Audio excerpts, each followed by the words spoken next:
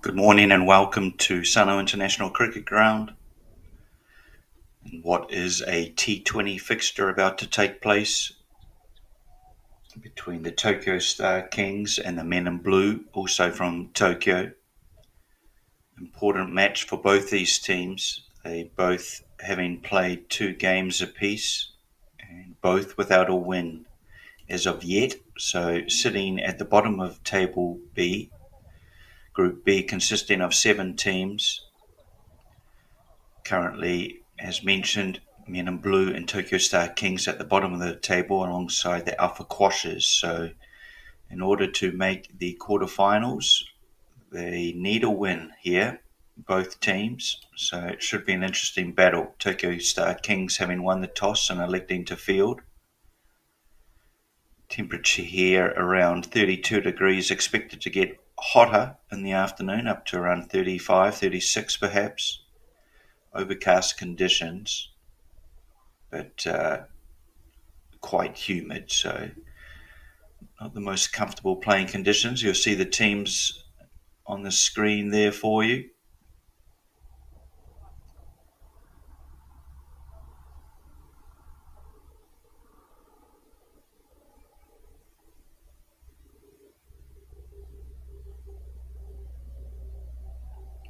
As mentioned, a really important game for both teams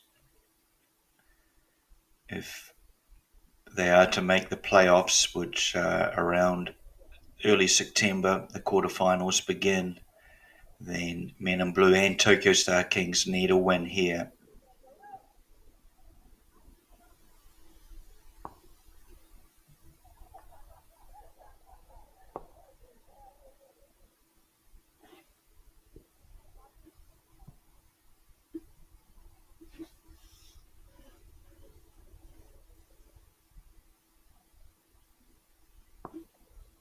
Looks to be Sampath who will open the bowling for the Star Kings.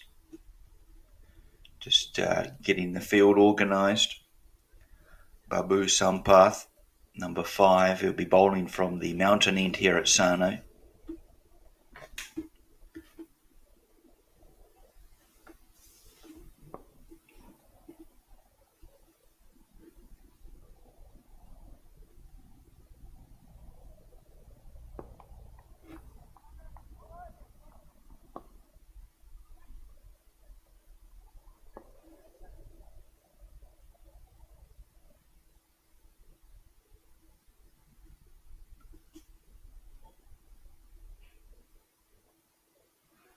So, first ball about to get underway here at Sano. Warm conditions. It's very hot in this part of Japan during the summer. And Sunpath about to jog in from the mountain end. First ball, here we go. And from where he delivered it, quite wide of the crease, it certainly came back over middle stump. And it's a good start. They'll want to start well with Tokyo Star Kings, having won the toss.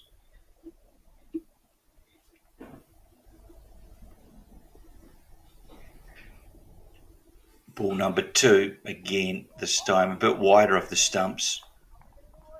Balmick slashing at it. Really important, these opening deliveries, as the first 6 overs of this T20 match.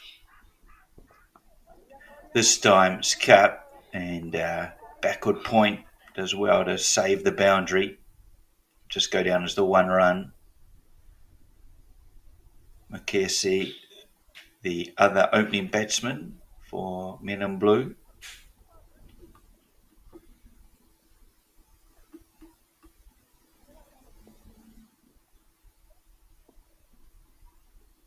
Sunpath in for his 4th delivery. Again, comes in very wide of the stump. This time a slight misfield from backward point. Allow the batsman to comfortably walk through for another single.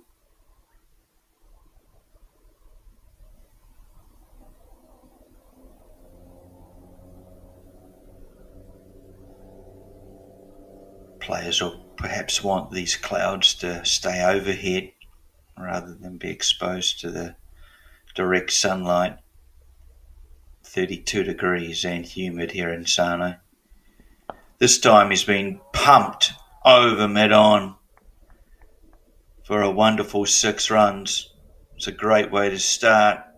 That'll feel great for Makusa. Just looking at the JCA replay, just clearing the front foot, hitting through the line of the ball. It's a wonderful shot. A shot of real authority, and 7 off the over, 1 ball remains.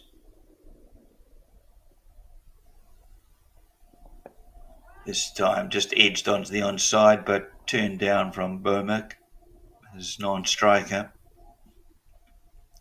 Into the first over, 7 runs from it.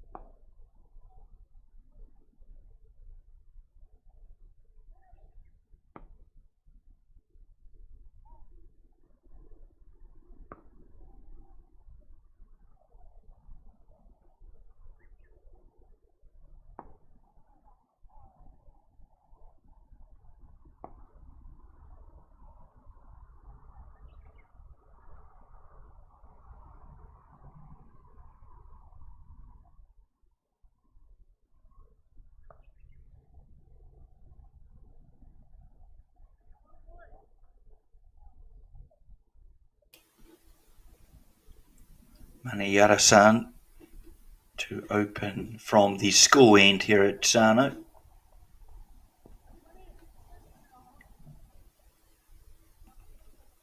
Star Kings from Tokyo, they won the toss and they've chosen to field here. They'll want to get an early breakthrough if possible. As for Men in Blue, well, they'll want to start a lot better than they did last week. Went down heavily to Sano Cricket Club, all out for just around 60, perhaps 66 runs. So disappointing outing last week for the Men in Blue. Can they change it around today? This is wide. He's lost his balance somewhat as Balmick chasing that ball.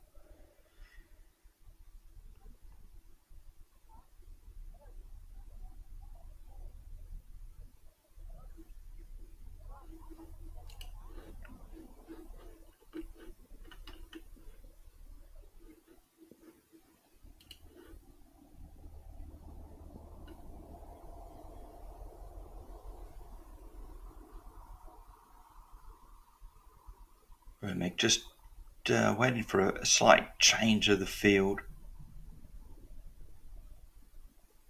Mid-off just coming around to be a bit more square position. And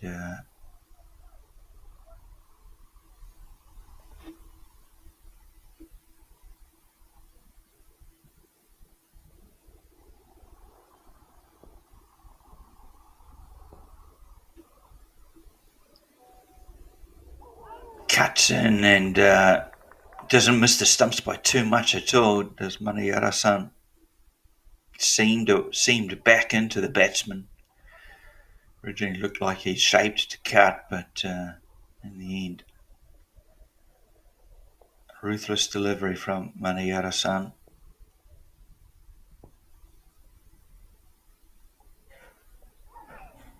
This time it's just been dabbed down to third man in short position.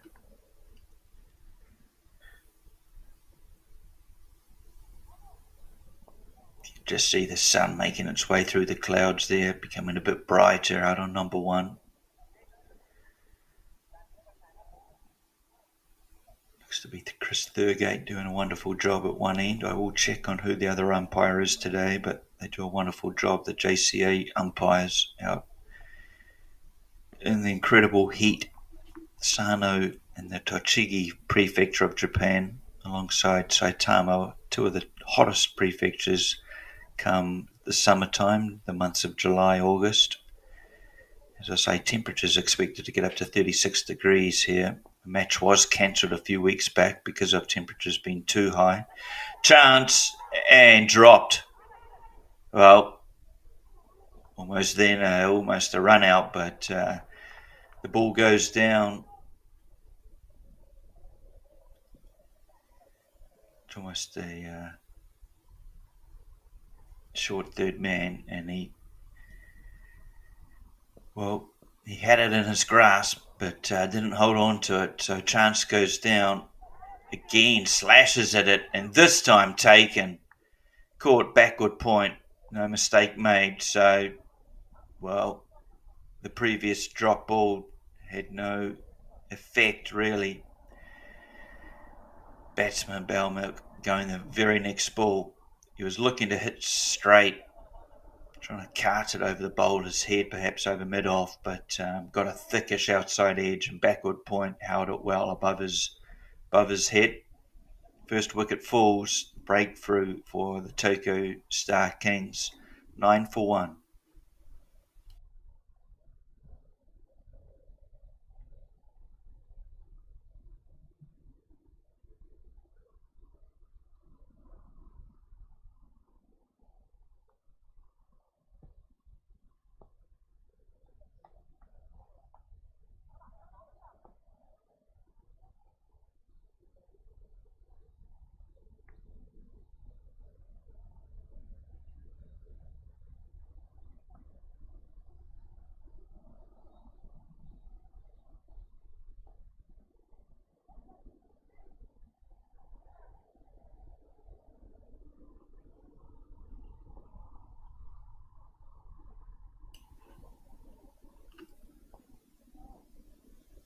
Manayara-san making the breakthrough for his team.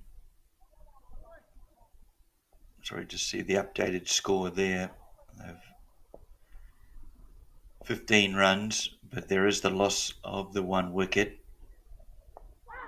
And this one's just been defended, but finds the outside edge, and again, third man in the action.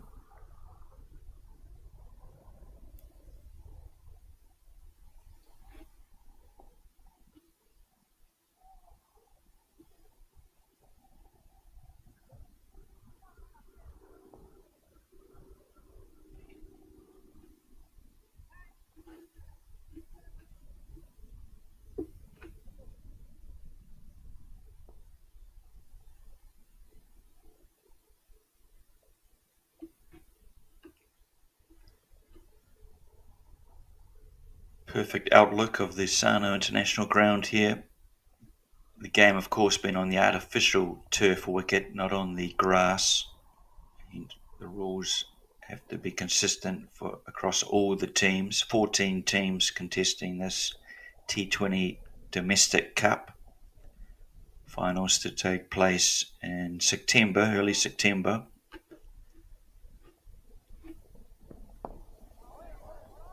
Back live, this will be Sampath again. We've just lost your score on the screen at the moment, but current score, I have it as 9 runs for the 1 wicket. 10 for 1, sorry. That will appear on your screen shortly. Sampath, his figures currently no wicket for 7. He's just been honing in on that middle stump. Chance here for a run out, but good backing up. And in the end, the batsmen make it through comfortably and are happy with their sneakily taken run. They communicate the thumbs up signal showing that, yep, good call, good run. Very important to keep the scoreboard ticking. It's not a game just of boundaries. Important to pick up every run on offer, and often there are a lot around the wicket. Fielders usually on their toes out on the 30-yard circle, trying to stop the boundaries, as of this one. Lovely shot, 4 runs. Second boundary of the day. This one coming via 4 runs, but Balmicky just leaned back on this and cut well. Cut in front of backward point. We just had to watch the ball fly across the outfield for 4 runs.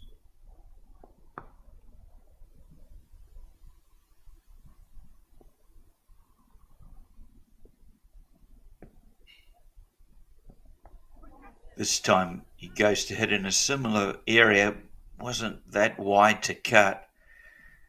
As a result, he gets an under edge that flies down to now third man is in the deep.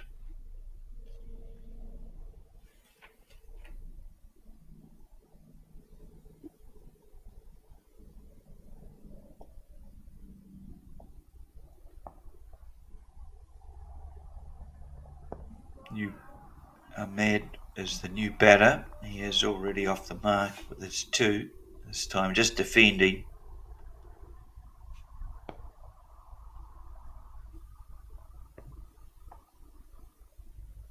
They will be well aware of last week's effort.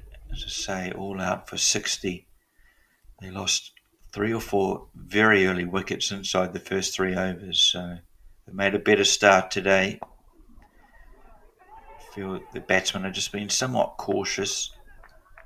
Good single taken again, pushed out onto the offside. Brings up the end of the over, 17 for 1.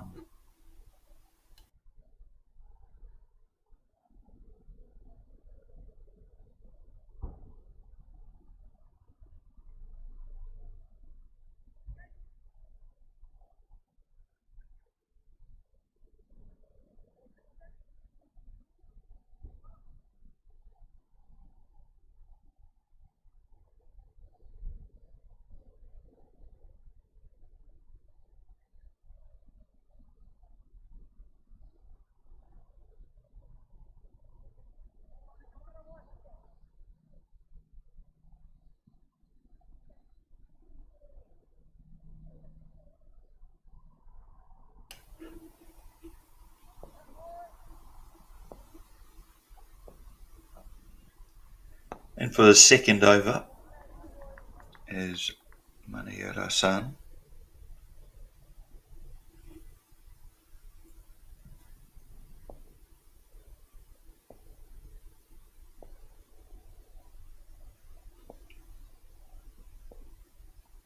Comes down the wicket and in the end doesn't really offer anything. And a risky shot. Just wondering if the keeper will know whether he'll come up to the wicket to take that option out of the book of choices for Ahmed. He's looking to be attacking here. This time though he just pushes out to point, and there is a slight misfield. I don't think it'll cost the Star Kings anything. No, just a single taken. Yeah, last week Men in Blue really disappointing, all out for 60 runs against Sano. They were 4 wickets down in the 4th over, so there was a bit of a fight back after that, but the damage had been done. The top order were back in the shed way too early. Different story today. Goes to Ramp, and in the end plays it well. It will be 4 runs.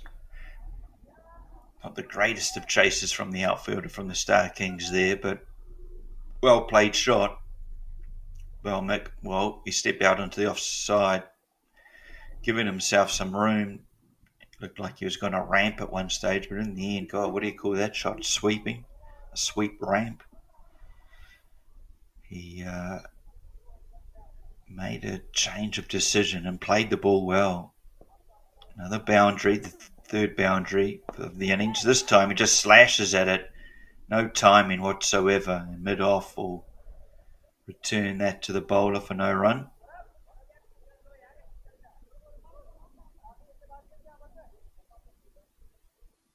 After a very deft touch shot previously. That one wasn't as nice looking. This time is an appeal, but never a strong appeal, always going down leg side. A chance of an overthrow, but both batters not on the same page. Overcalled by Chris Thurgate. 23 for 1.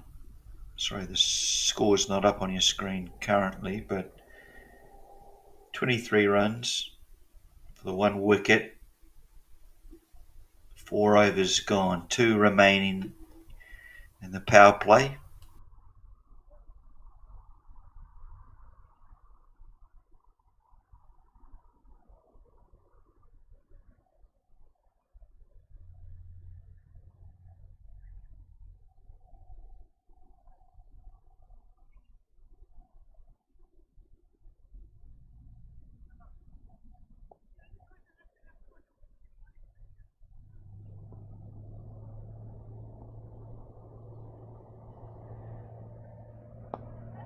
Sampath continues, and you see there, short cover and quite close, perhaps 8-9 metres from the batsman.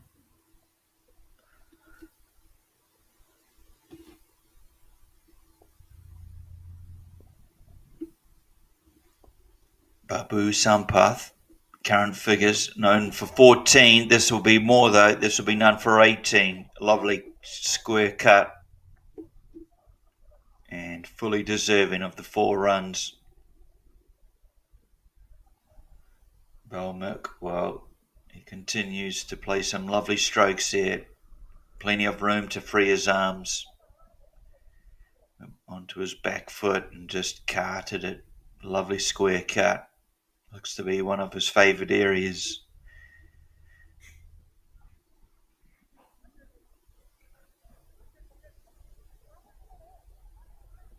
Sarav now up to 15 off his 14 balls, so making a good contribution to his team. Can he continue? Sampath under a bit of pressure now. This time he goes again to Sarav and goes for the full maximum, 6 runs. Great shot. Sarav Bomak this time go deep in his crease and then just hitting over the covers for 6. It is the shortest part of the boundary. Still probably 45, perhaps 50 metres. There is no game currently going on ground 2, but that's where the 2 fields overlap. Hence the shorter part of the boundary rope. Otherwise, other boundaries are around 60, 65 metres in length.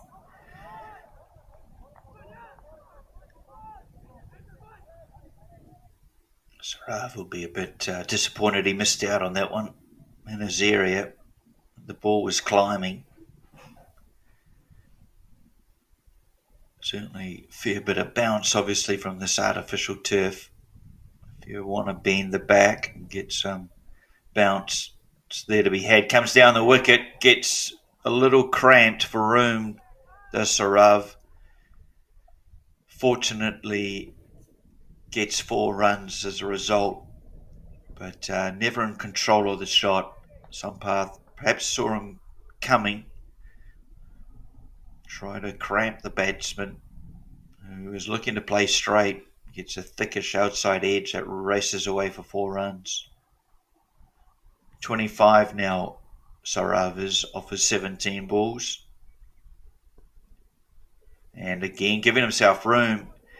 And, well, he's almost asking for a wide, but because of his movement, the umpire correctly did not award a wide ball. Instead, signals end of over. 37 for 1, 5 overs gone.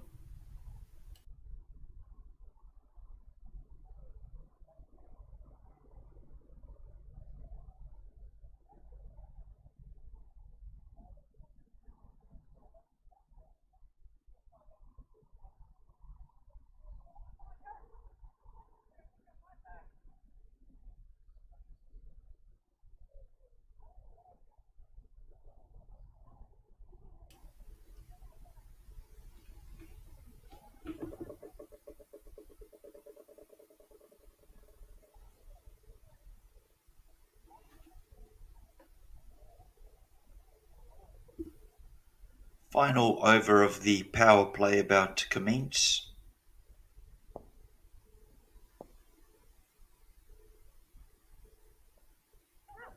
And it's a medium pacer.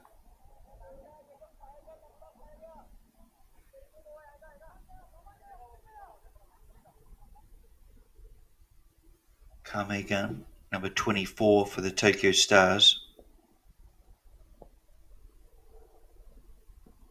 And this will be ruled as buys. Don't believe there is any bat or pad on it. Just waiting for umpire Thurgate's signal. And yep, leg buys it is. Just straying down leg. Doesn't want to get too straight.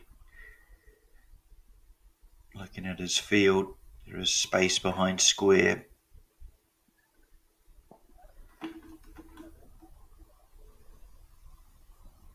Batsman also has a lot of room out over mid-wicket. Looks to go out that way and carts it for 4 runs. Another boundary here for the men in blue. It's a good start.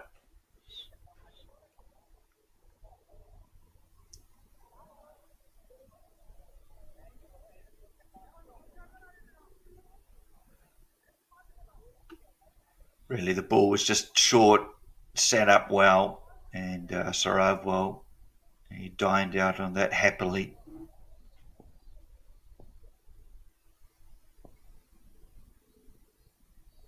Again, he's a lot of movement around the crease for Baumer. This time, well, he's a bit fortunate that it fell short of third man. Backward point was actually closer to the ball where it pitched, but still not a chance. And Saurav continues. Certainly looking to be aggressive, perhaps this being the last over of the power play as well, realising there's a lot of space over the inner circle. Another single taken. Brings Saurav back on strike for the final ball of the power play. Currently 44 for 1, men in blue. Winning the toss, the Star Kings perhaps would have liked 1 or 2 more wickets. Does edge it, but falls well short of the keeper, who does well restricting the ball, carrying past him and allowing a run. In the end, there is another dot ball. The power play is done here at Sano. 6 overs gone, 44 for 1.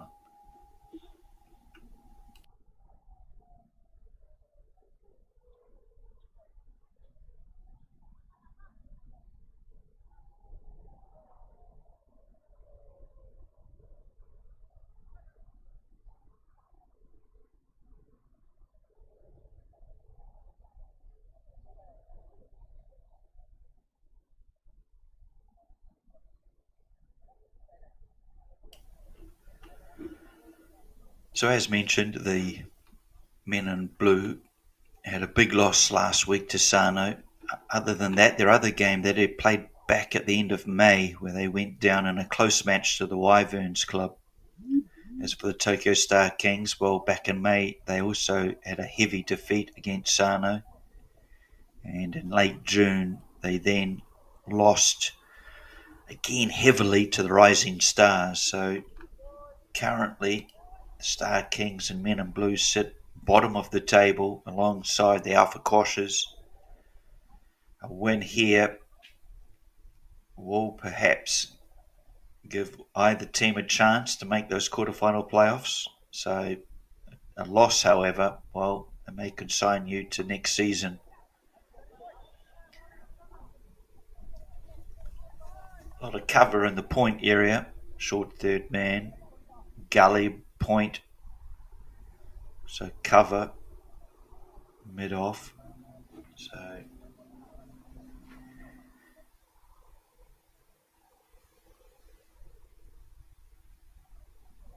I've just seen perhaps the one mistake from the Star Kings in the field. A dropped catch earlier on.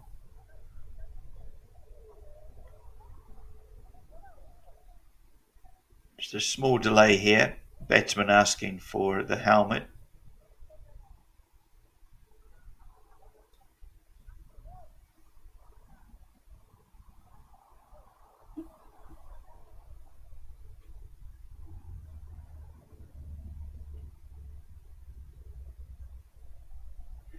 Chidambaram, the new bowler, Ranjith. He's bowling from the mountain end here at Sano. Perfect shot of the mountain there. It's the bottom of the mountain. Mount Karasawa. There's a shrine atop of it. Nice peaceful place to go. A bit cooler than down ground side here at the moment. 33 degrees and humid. Just dabbed out to Gully. Good fielding. But always a comfortable single for the men in blue. They'll be a lot happier after this power play than the previous week. 46 for 1. These two batsmen have created a good foundation for the rest of the team to come in and hit a healthy score. Gives himself room. This has gone straight up. Mid on, coming round and dropped. And, well, another catch goes down. That's 2 for the Tokyo Star Kings. They can ill afford this.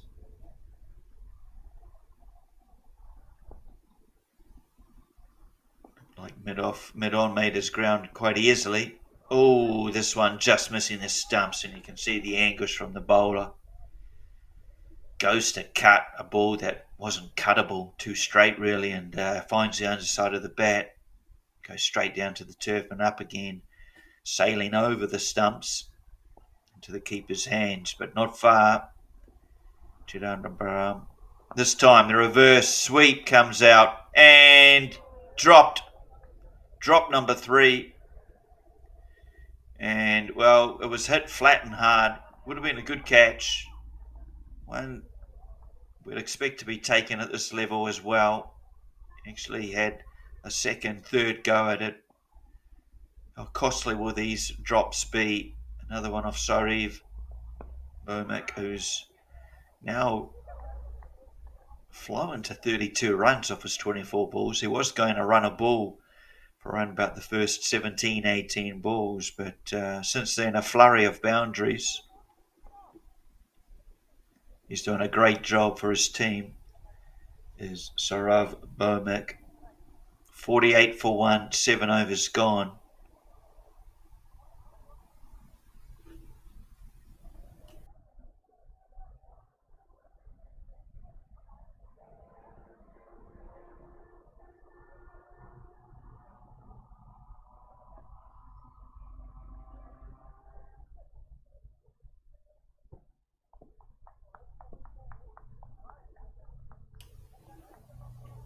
Inside edge, flies past the keeper, won't go all the way. Oh, geez, almost went all the way. And the batsman come back for a second.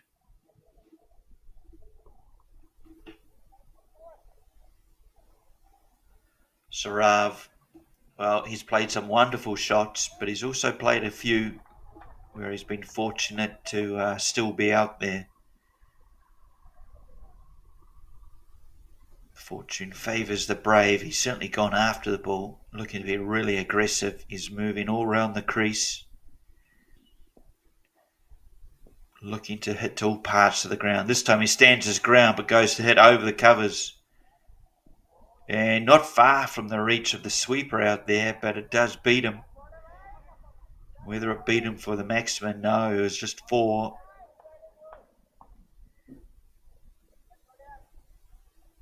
Sarav looking to hit over the covers. Feel it got a not right out of the screws, a bit more edge to it than what he would have wanted. Feeling he was going a lot straighter, but 4 runs again, moves well across the offside to open up the onside. An appeal, but nowhere near in front of the stumps.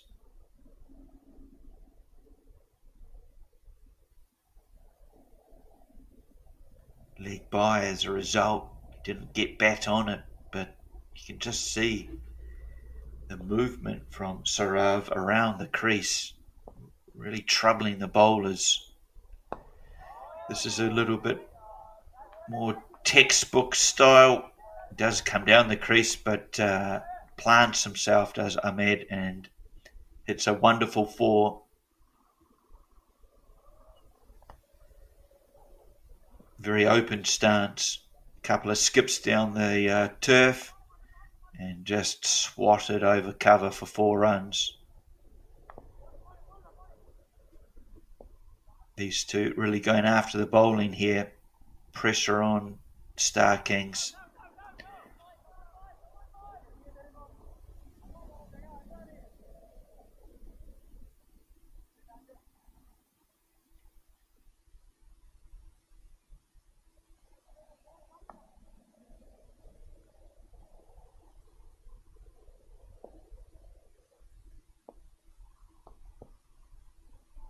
Final ball of the over, and this time it's been punched over mid-on for 4 runs.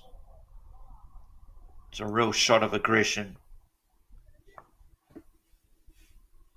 Sarav racing now. His score has just climbed and climbed in terms of the strike rate. He was going around about 100 earlier on. Now he's up to around 140.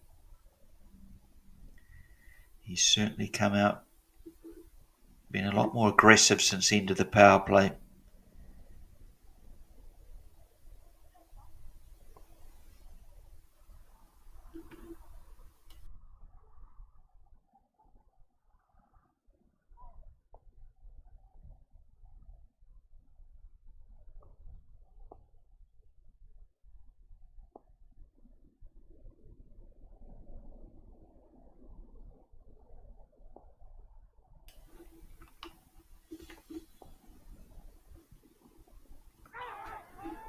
An appeal put down from the keeper. Another chance for the Star Kings. Just got a feather of the underside of the bat. It must go down as a chance.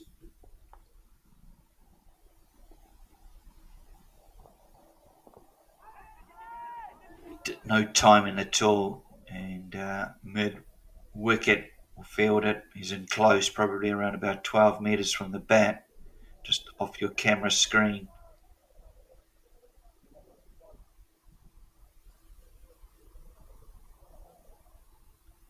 Brings Ahmed back on strike.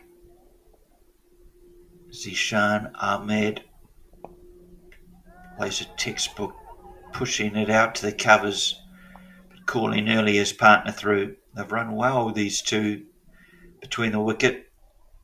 They've called early. Not exactly the loudest of calling, but enough for those two to be comfortable and trust one another. Again, the underside of the bat just ricochets back off the turf into the keeper's gloves.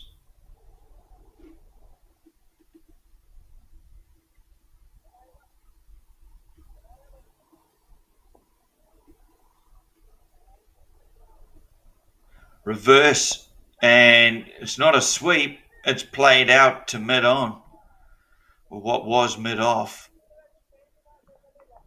Interesting shot, but he had to change his decision-making once the ball was quite wide. He was unable really to sweep, so it was just a reverse drive, really.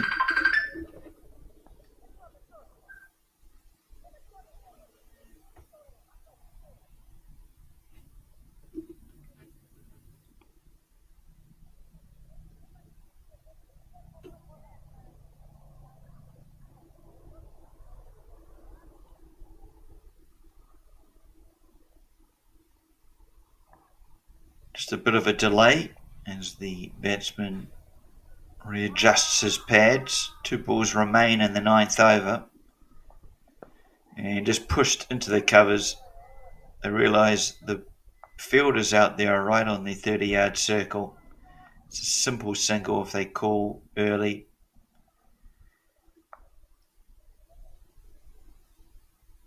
$67 for 1, 9 overs gone.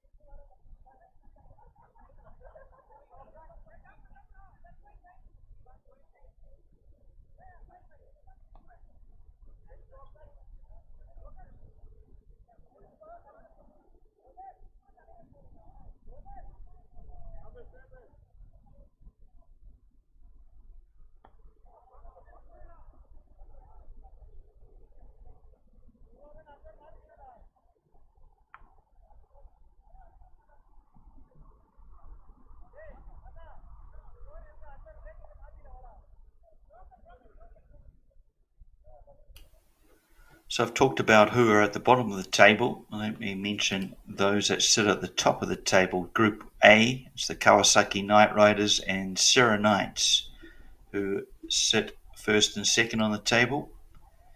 And Group B, which is this group, it is Sano and the Tigers. Sano are top with 10 points. Tigers and Wyverns second equal, both with 8 points apiece.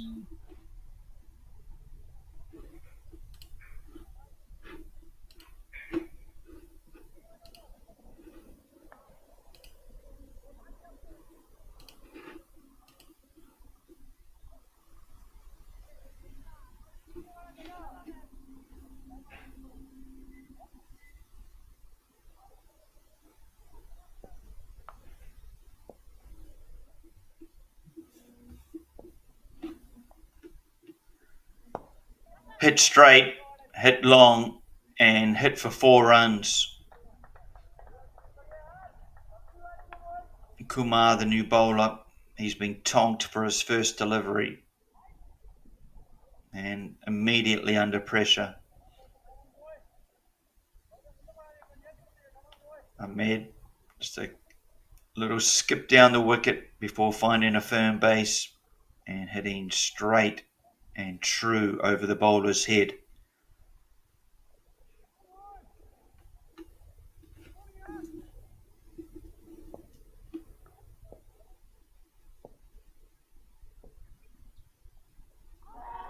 This time an appeal.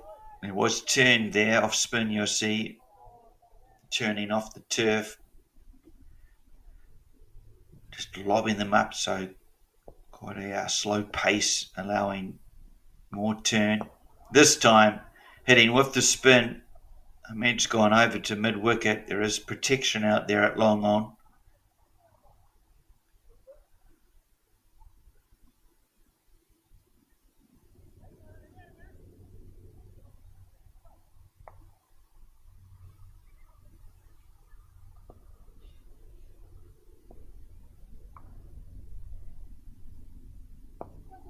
Driven through the covers and deep cover of the sweeper out there. Oh, direct hit and not given.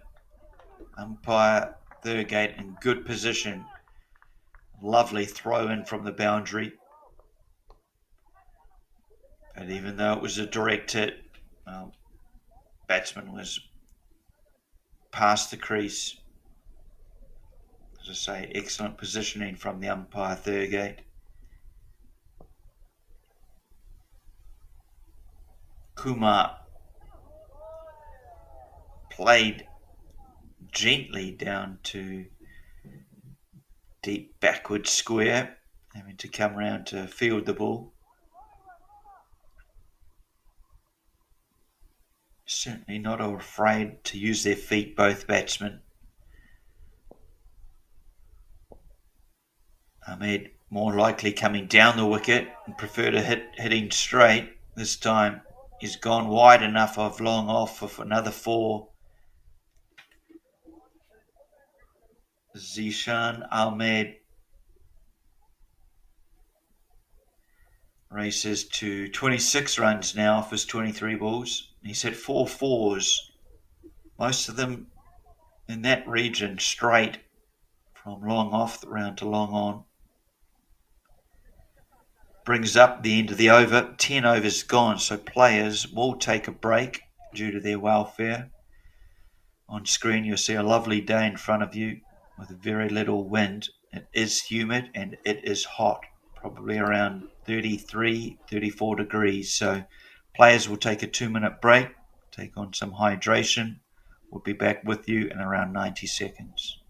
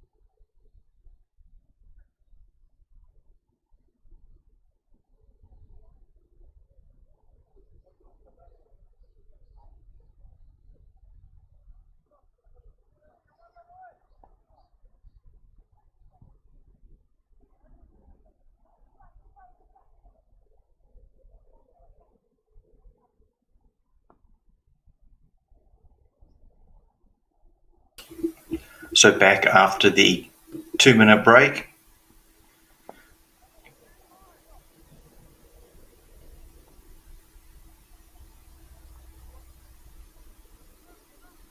Kumar to continue.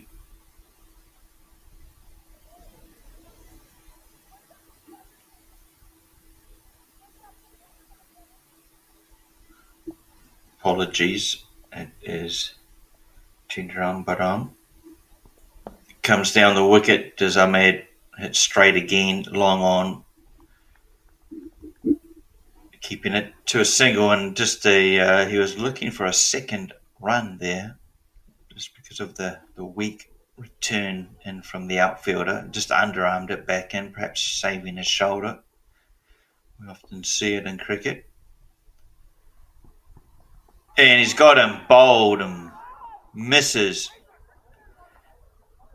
Goes to play into the onside cross-bat shot to ball that was always going on to hit middle, perhaps leg.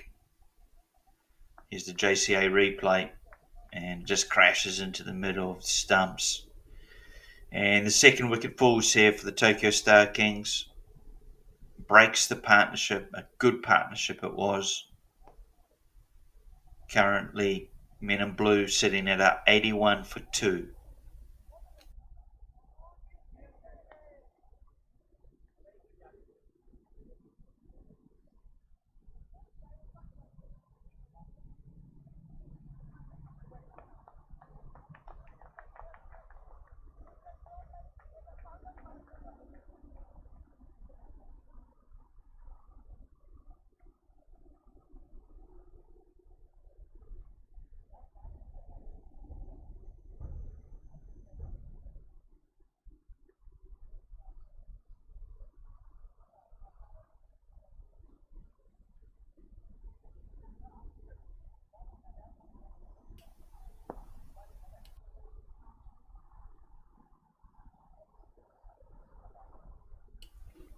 So a 72-run partnership comes to the end for the Men in Blue. One that certainly has given the team a good foundation. They can perhaps look to capitalise off these last 10 overs.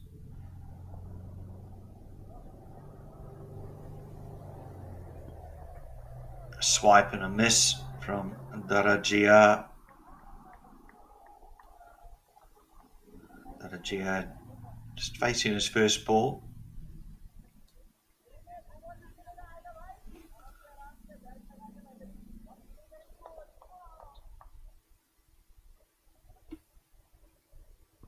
This time he takes the pace off it as the bowler, and Darajia almost pleading for a wide there, not given. It is the umpire's line.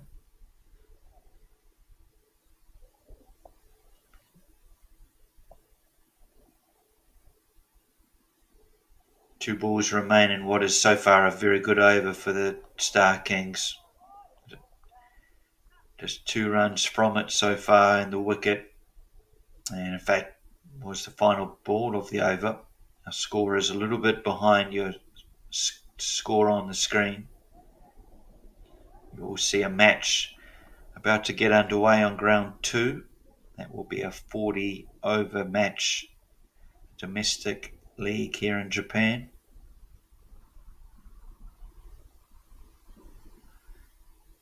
Back here on ground number 1 though, a really important game for both teams, Men in Blue, Tokyo Star Kings. Another loss here will perhaps put them out, will make it very difficult for them to progress through to the next stage, the quarterfinals.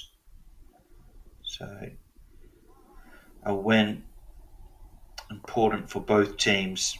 I believe both teams will have one more game remaining after this.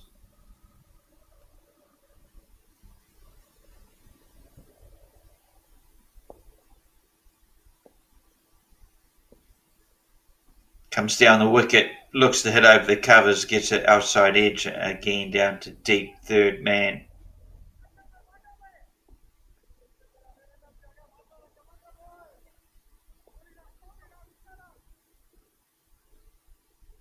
As I say, Ahmed, his partnership with Balmik, a very good partnership. Saurav just losing his wicket an over ago. His 44 runs came from 35 balls. It was the 71 partnership alongside his partner Ahmed that have given them a good start. Can the Star Kings, with that wicket, just drag the momentum back their side? Currently, MI Blue, perhaps looking at around 150, 160. That's a score they'd like to post.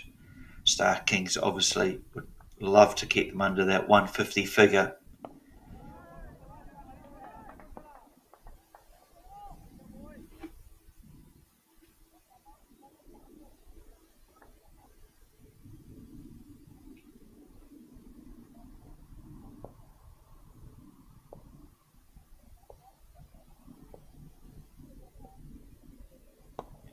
Hit straight, it's skied, and mid-on is coming back for it and taken. For a moment I thought he'd misjudged that. He wasn't backtracking fast enough, but looked always in control. Was number 7 for the Tokyo Star Kings. Looks to be Kumar who took the catch. He's captain today, so setting a good example in the field. I've seen 2-3 drop catches so far from the Star Kings, but captain takes it comfortably, Kumar. And the third wicket falls here at Sano. Men in Blue, 83 for 3. This is the 12th over, but it is the wicket of Ahmed, the other informed batsman. He has to depart for 28 runs, just coming from 27 balls. So a bit of a momentum swing in the last 10-12 deliveries. Star Kings coming back into this match, and as I say, their aim would be try and keep taking wickets, try and keep this tally or this total below something of below 150, perhaps around that 140 mark.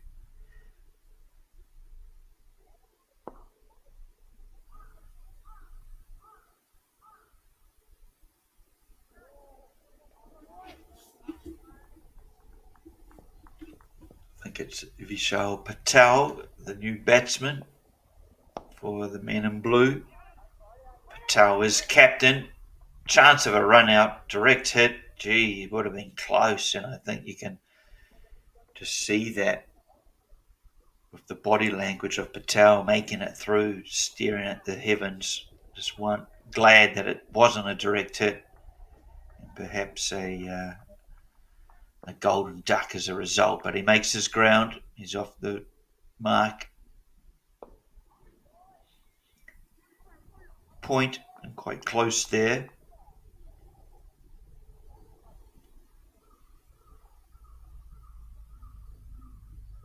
$84 for 3. 12 overs gone, 12 remain. Current run rate 7 per over.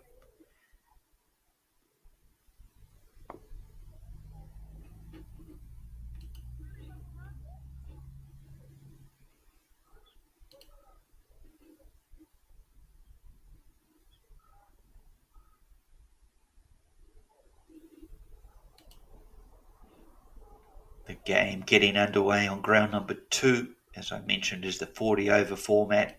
It is a match between the Rising Stars first 11 and the Max first 11. Looks like the game, what is usually 40 overs, has been reduced to 35 overs given the heat factor.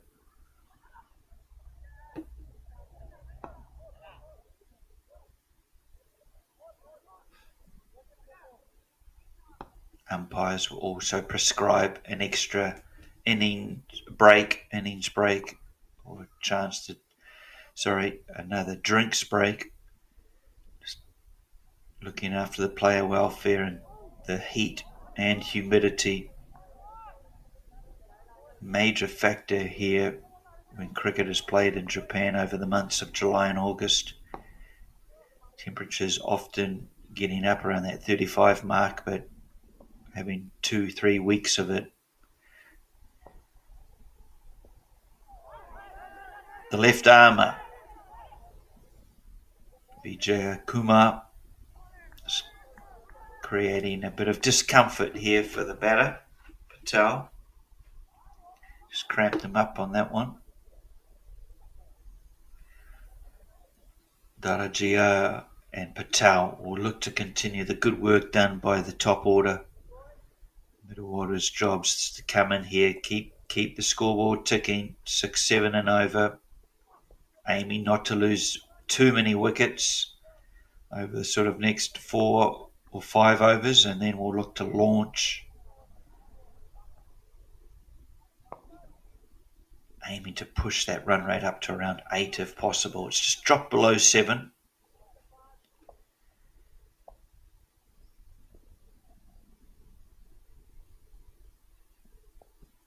Vijay Kumar getting bounce, and again Darajia not happy with the call, feeling it was well wide. Certainly bowling short of length here, and this time is gone wide, and this certainly will be called wide. Darajia just unable to catch up with that. Had he done so, I'm sure the ball would have disappeared for a maximum. Important he gets his line correct here for Vijay Kumar. He's just taking a bit of pace off it this time.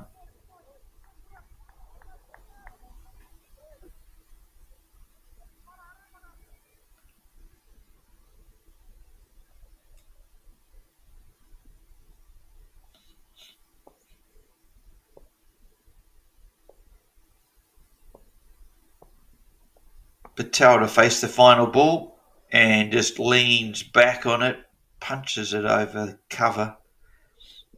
Over his point. Just a 1 run taken. They do have protection out there, Tokyo Star Kings. Very wideish, deep third man. 88 for 3, 7 overs remain.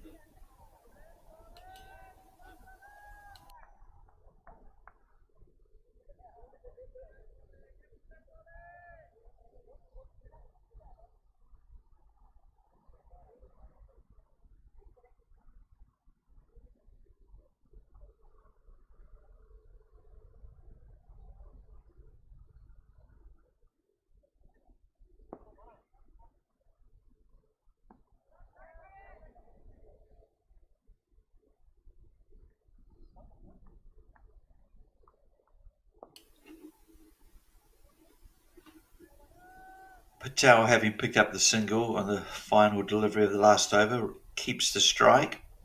As captain, it'll be interesting to see how he plays out these remaining overs. He'll be the one who will have a target in mind. How many runs will be enough to take the win here against the Star Kings? Perhaps feeling anything over 150, 160 perhaps. The bowling lineup that they have will be enough. We'll wait and see. Goes across and wide given.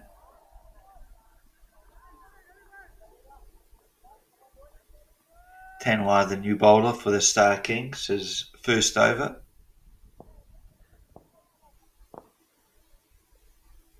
Pakanch Tanwar.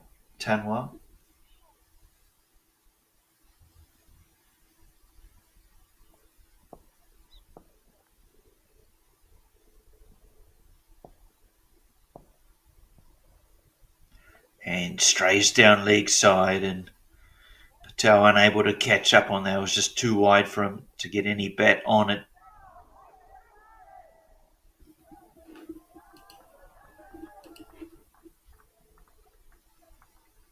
Not a great way to start the over from Tanwar. 2 wides, adding to the total of 7 extras now for the Star Kings.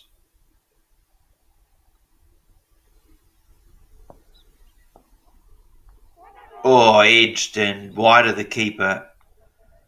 But deep third man will keep it to a single. Went quickly past the keeper, but also too wide. It was past him really before he had made movement.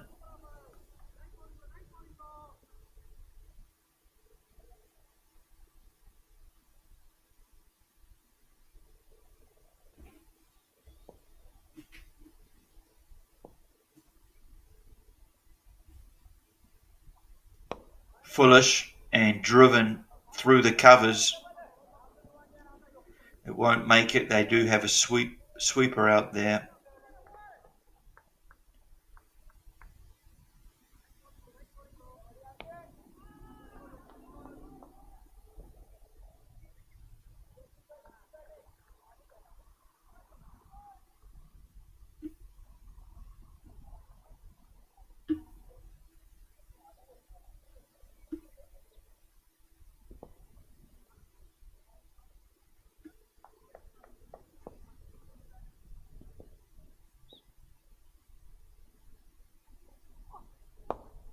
This time it's been swiped from Darajia.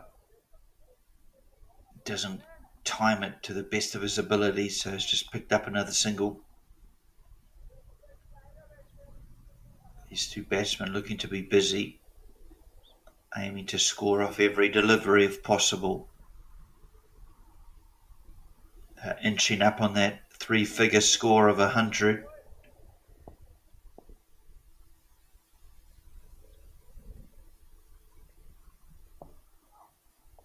And this one's just been picked up and played wonderfully for 4 runs. It's a good shot from Patel, the captain. Just held his stance. Very little foot movement, perhaps just a small step out to the offside, but picked up off his pads wonderfully for 4 runs. Just too short now of the century, the 100. This being the 14th over, so they're on target to hit that 150.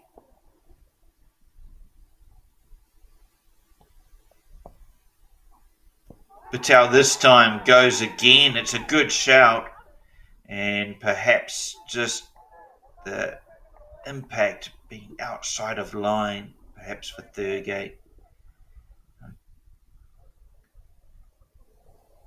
Patel again looking to hit across onto the onside, missed it completely, crashed into his pads, but as I say, just prior to the release of the ball, he's stepping across to the offside. I think he was just hit outside of line again. This time he comes down the wicket and using his wrists, just flicks it out onto the onside, walks through for a single.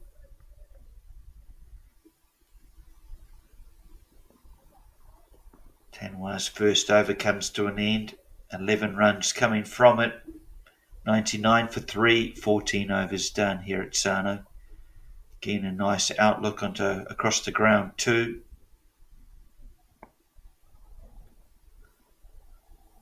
You'll see the practice nets behind the number 1 wicket.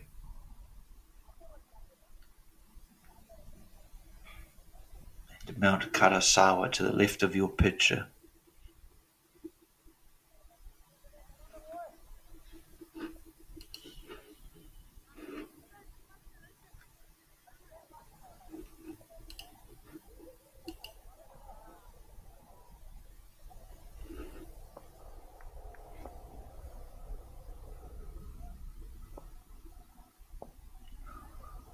Looks to play out to sort of the point cover region, but gets an inside edge, so it spills out onto the onside.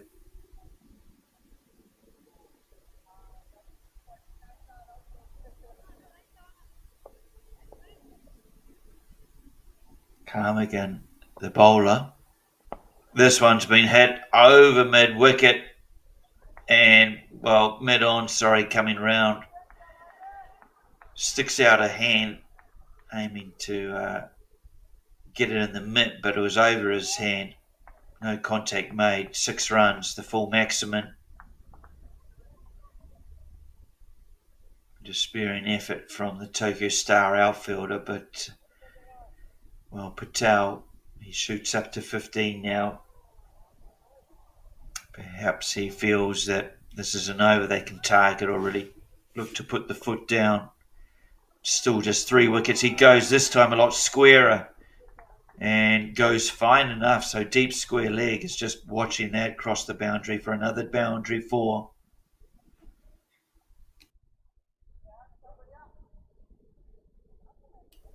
JCA replay.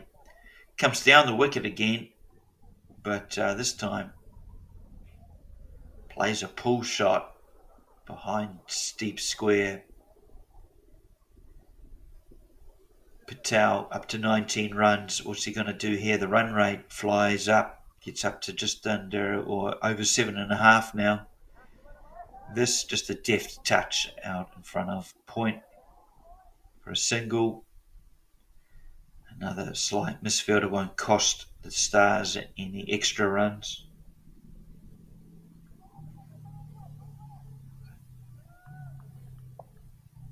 Calm again. He's under pressure here. 2 balls remain. To better come back. Already 11 runs from the over.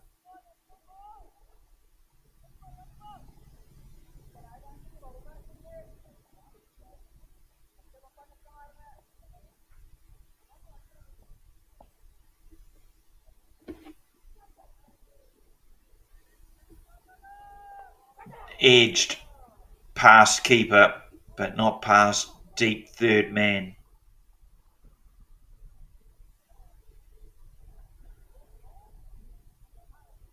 "15 overs done, 111. It's Nelson here at Sono.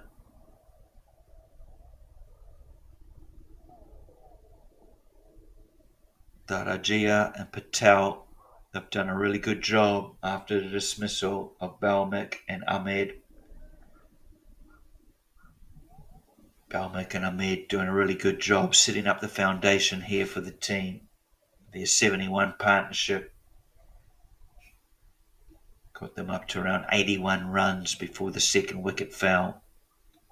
Since then, they've just continued through the bat of Patel and Darajia. Projected score there, as I say, they'll be aiming for around that 150, 160 mark. I believe Patel feels that will be enough to take the victory against the Star Kings here today.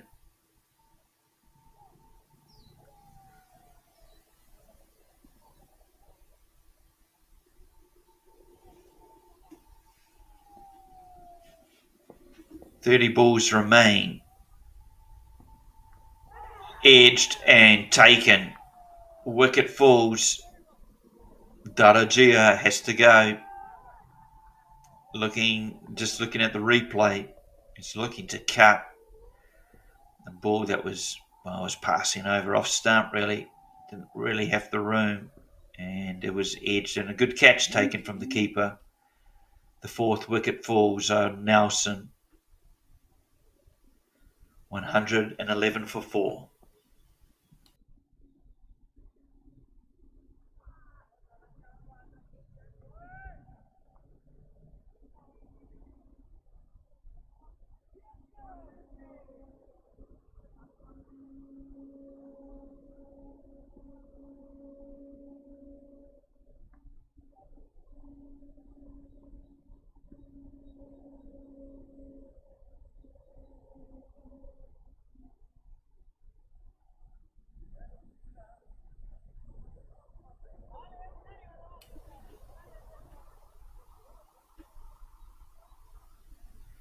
Catch taken from the wicket keeper Saka for the Tokyo Stars. Sarunan Saka held that one comfortably after spilling one earlier on. I feel a lot better. Back to the opening bowler, Sampath, who's come back for his 4th. He's been driven through the covers. Cover out there, of course, with the sweeper fielder, so just 1 run taken. Sastry, the new batsman for MIB. Akash Sastry.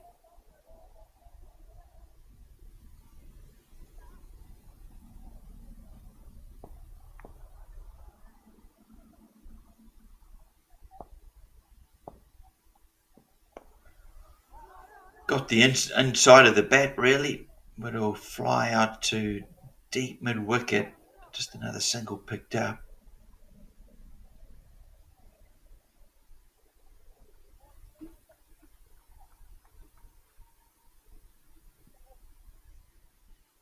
Brings Sastry back on strike.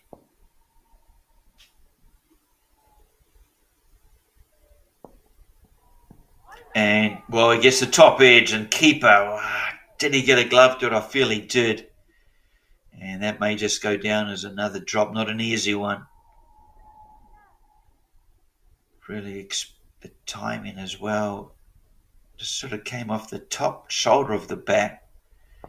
Spilled out to around a fly slip position. Keeper unable to take the catch. What must go down is perhaps catch number 5 this time. It's been pumped out onto the stand. 6 runs here at Sano. It's a good shot. For a moment I thought deep mid-wicket was in with a chance, but he just had to watch that sail back into row 4 through the crash of the stands here that you see in Sano. Fortunately, no one's sitting there. You wouldn't want to on a day like this. Those stands are probably 40 plus degrees. Again, he's gone. Another 6, big 6. This one over the stand. And, well, they might just need to go searching for that ball. Believe that travelled across the fence. Here's the replay. Shastri climbing into this one. And ball disappearing over the stand. 2 6s to finish the over. So it doesn't help Sampath's figures. 1 for 42 off his 4 overs. He bowled a lot better than that, especially in overs 1 and 2. But, well, it's Patel who hit both of them, according to the scorer. Both wonderful shots, and really has given some momentum to this MIB innings.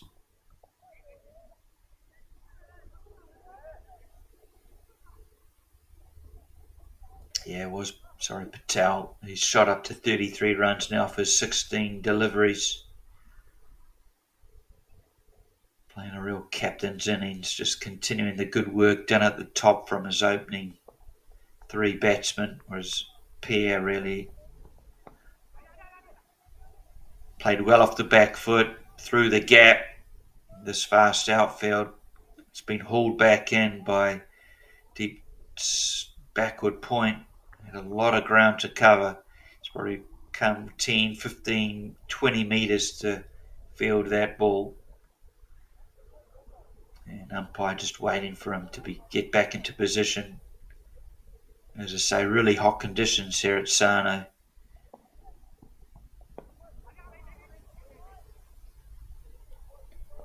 Chindarab bowling his 4th and final over. Decisions here for Kumar, who bowls his death overs.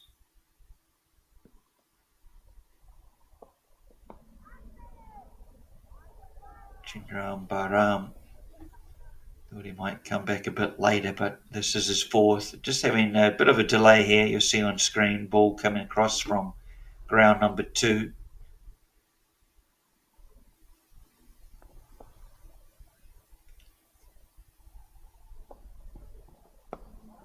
Swatted straight, cross bat shot. The long on will come into field.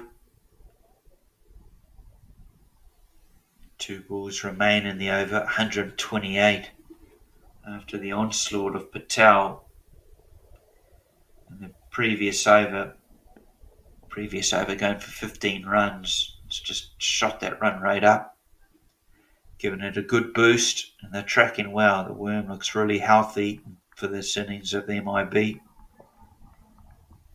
And an inside edge, bit fortunate, falls short of the keeper. but a dot ball.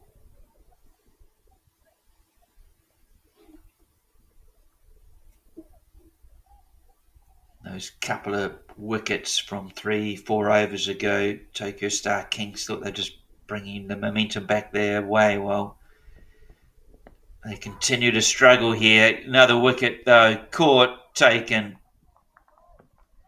And I think you just see it. He took it, then threw it up. It wasn't a drop. He was just celebrating, and as soon as he caught it, released the ball to the fielder, but he was in complete control of a simple catch, really. And fifth wicket falls here for MIB. Half the batsmen are back in the shed.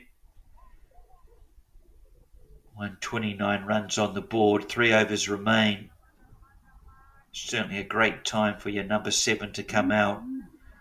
Ideally a pinch hitter, one who's aggressive and can hit boundaries coming in. 18 balls remain. Perfect scenario for the batsman to come in and just be aggressive.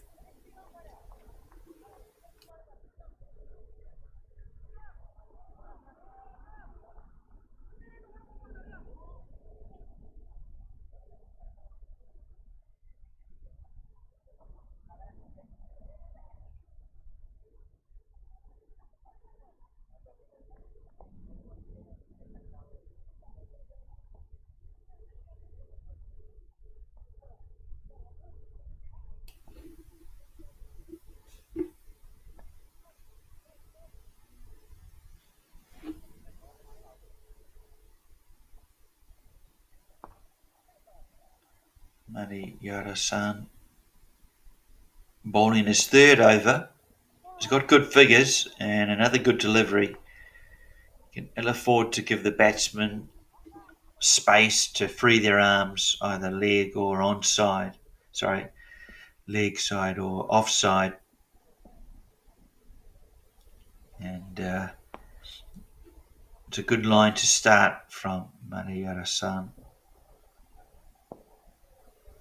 Line and length extremely important for these death overs. Another good delivery. Batsman really unable to do much with it. In the end, plays it back to the bowler, who has a slight misfield, but one that doesn't cause an extra run. 2 dot balls.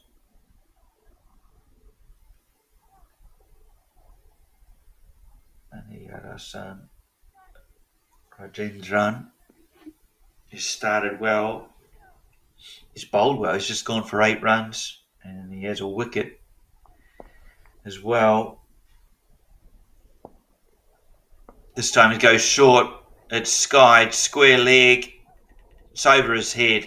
And will it travel for 4? No, he'll drag it back in before that happens. But in the meantime, 2 runs picked up. What perhaps could have been a wicket for Rajendran. He dug it in short. Batsman climbed on him, just got a bit big on him. Did enough well to get it onto the behind square leg, but this time he's going over mid-wicket and he hits it well. 4 runs.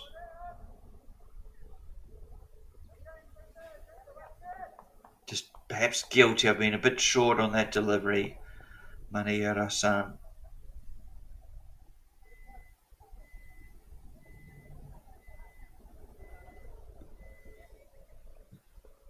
Batsman does well to dissect the gap between deep square and long on.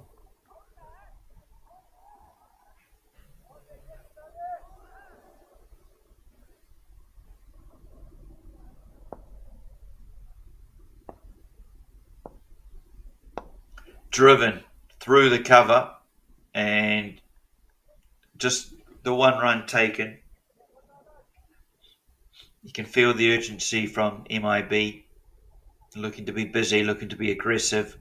A lot of movement around the crease pre-delivery. Pressure here on Tokyo Star Kings not to let this game get away from them.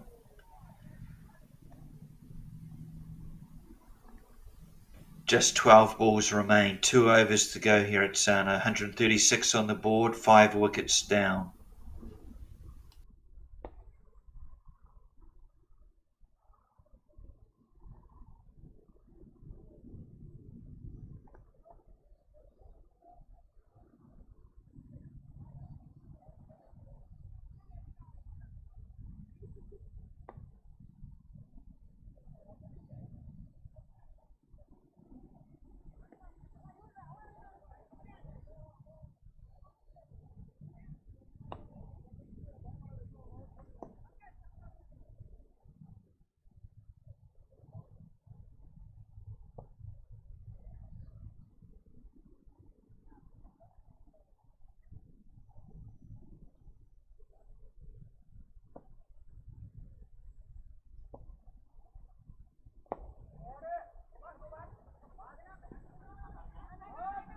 dragged across to the onside for a single.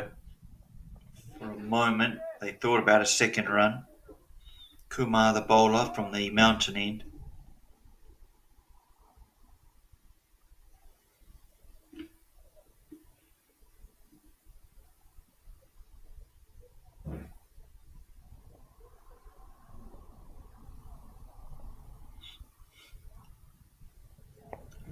Just losing his shape a little bit was Patel playing the shot. Again, dragged out onto the outside. And again, just the one run taken with a second being thought about. So, are looking to pick up, steal extra runs, MIB, trying to put pressure on the field. Tokyo Star Kings up to it on that occasion. This time hasn't been well timed. There is no mid on. Well, there is, but he's on the boundary rope, so falls safely.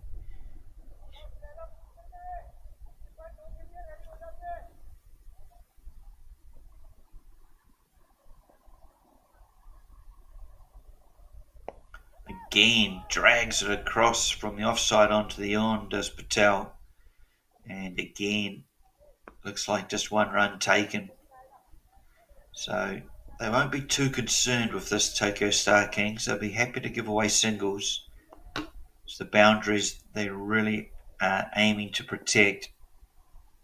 They would love to keep MIB under 150. Shy at the stumps. Direct hit, it would have been short, but misses, and the bowler almost choosing not to field the ball, feeling it may have hit. Costs his team perhaps an extra overthrow.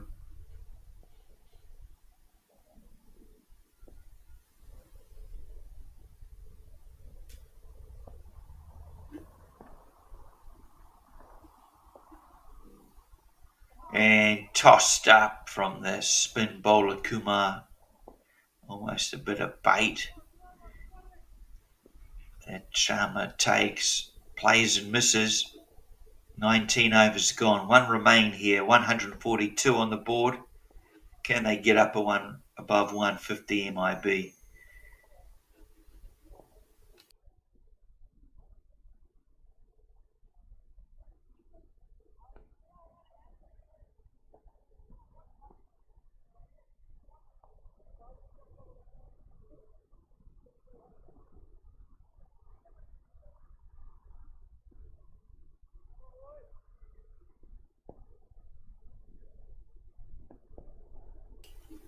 Final over of the innings for MIB. They start with a run out. One run was completed, but coming back for the second, they were short. And Thurgate puts the finger up. The non-striker Sharma will have to depart. Let's come back. And good work from the bowler. I'm just checking actually on that bowler, but good work in retrieving the ball, taking the bails off. 6 wickets down now, 142. 5 balls remain.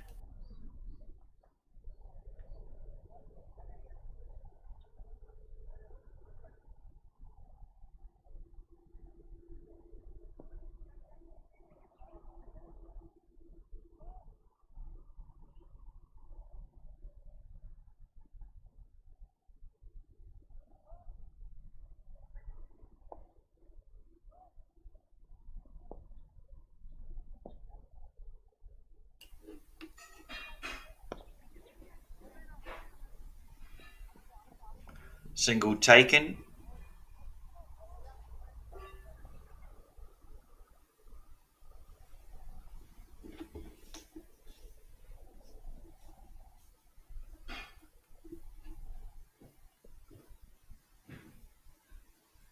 Just 4 balls remain. Again, a shy at the stumps for a run out, but batsman home safely. Subedi, the batsman, Aditya on the non-striker's end.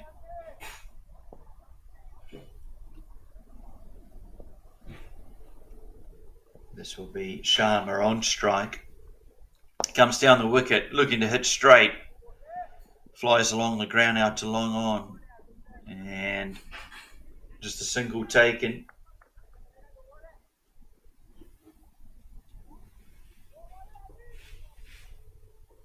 Just 2 balls remain in the innings. Rajendran. This is skewed off out to long off. And good running, really. That's picked up 2 runs there. It's good running from MIB. 1 ball remains in the innings for MIB. Currently 148 for 6.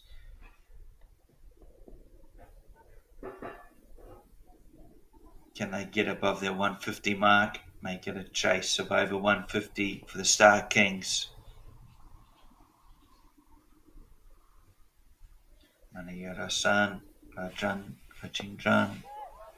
It's been hoiked and dropped. Well, it's been the story of Tokyo Star Kings' day, really.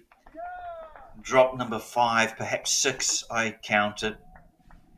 But will only cost them the 1 run as they managed to come back for a second. But the end of the innings here at Sano International Cricket Ground, the game between the men in blue Tokyo taking on Tokyo Star Kings here. We are halfway through. The score of 150 has been set by MIB. Tokyo Star Kings, well, they'll come out in around 10 minutes time to chase down the figure of 151, having previously won the toss and electing to field. It'll be interesting to see how they feel. I think it's pretty much a pass score here. It is a hot day. You see the clouds have dissipated, more clear sunshine, but that just increases the heat here at Sano. Probably 34 degrees. Probably feels a lot warmer than that, maybe up to 38, 39 down pitch side. So respect given to the players and the umpires, doing a great job out there on what is a really hot day here in Sano. Do join us in around 9 minutes time for this chase. Tokyo Star Kings 151 for victory.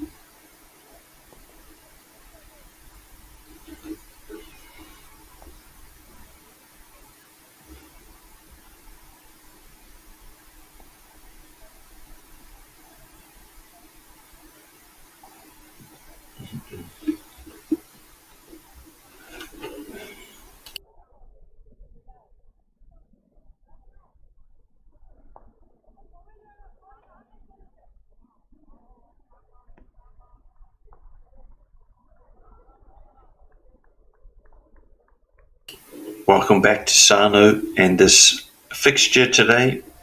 MIB Tokyo taking on Tokyo Star Kings. Tokyo Star Kings, having won the toss, elected to field. They restricted MIB to 150, so the target being 151 runs over the 20 overs. Conditions are hot here in Sano.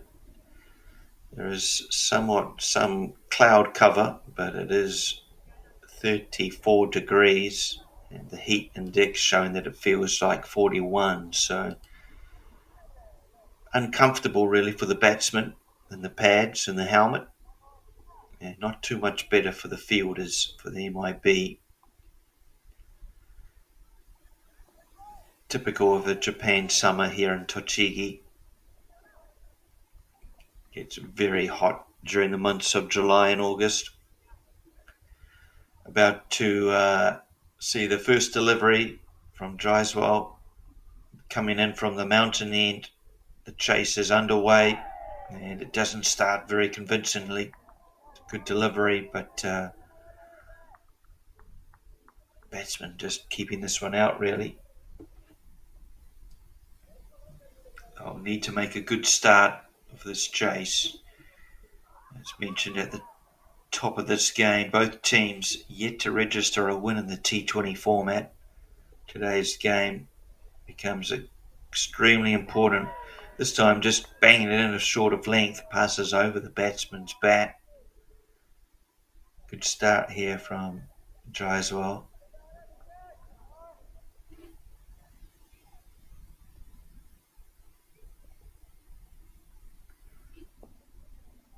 Ashish Jaiswal. A good start for his team. Ball number 3. Again, a nice straight delivery. Batsman does well just to get something kind of out onto the offside and scramble through for a single.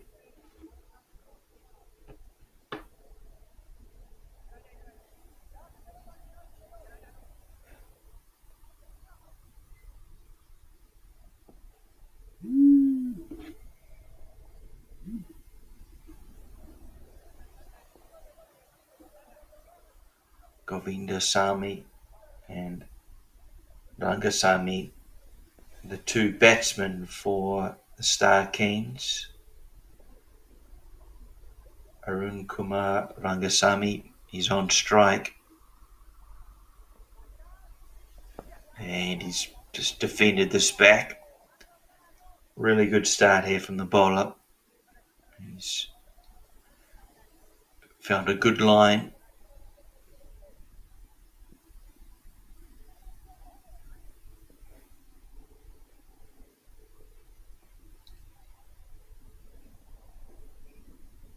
Kumar, can he get it underway in his innings? 5th ball of the over, and not a well executed shot by any means that time. He just cleared the front foot, looking to pull or play Jaiswal onto the onside, but didn't get anywhere near it really.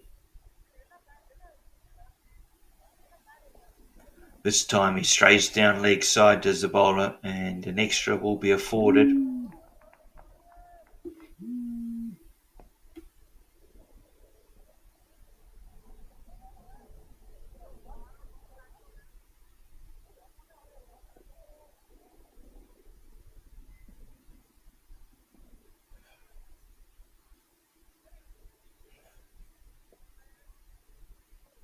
And again, looking to hit onto the onside was Kumar, but really doesn't get close to the ball. And a good over to start with for the MIB. Just the 2 runs coming from it.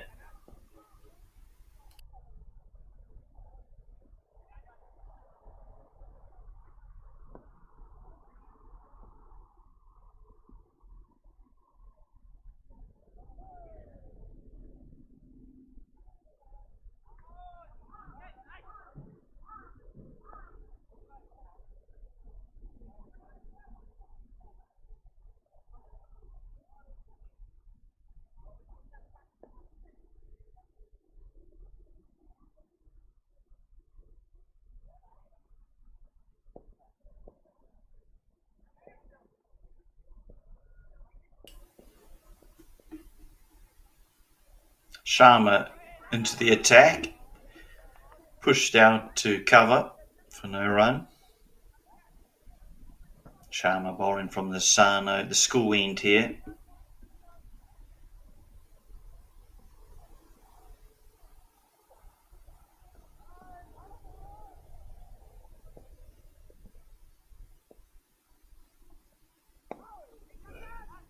Again, he started on a pretty good line, like his opening bowler, Ragasamy.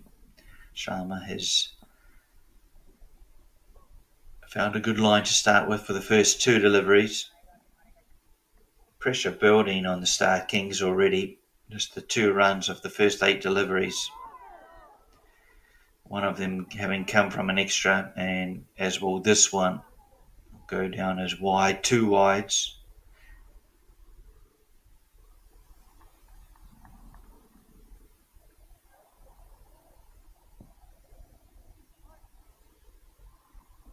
After the wide delivery was called, the batsman also scampered through for a bye, so 2 wides afforded.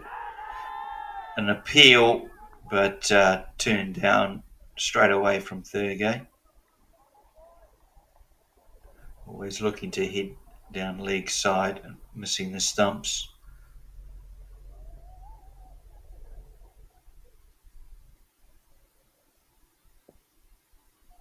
Govinda Sami on strike and looking to shy at the stumps, just missing. Direct hit perhaps would have been out. But just through the lack of shots off the bat, you can see the batsmen putting pressure on themselves to take runs when they can. Again, runs or byes. Again, looking to run on that bye, but not doing so. Final ball of the over coming up. Again, it's another good over for MIB.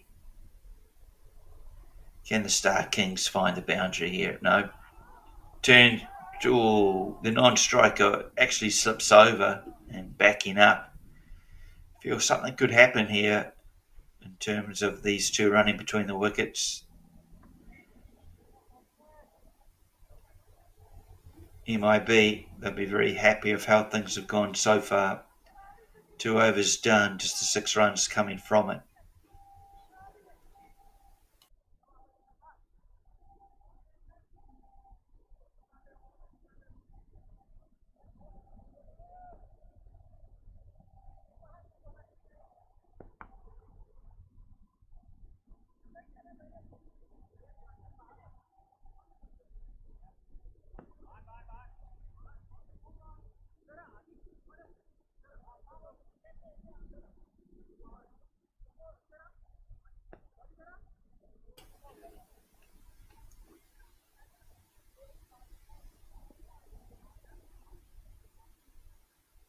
Ashish Jaiswal continues from the mountain end.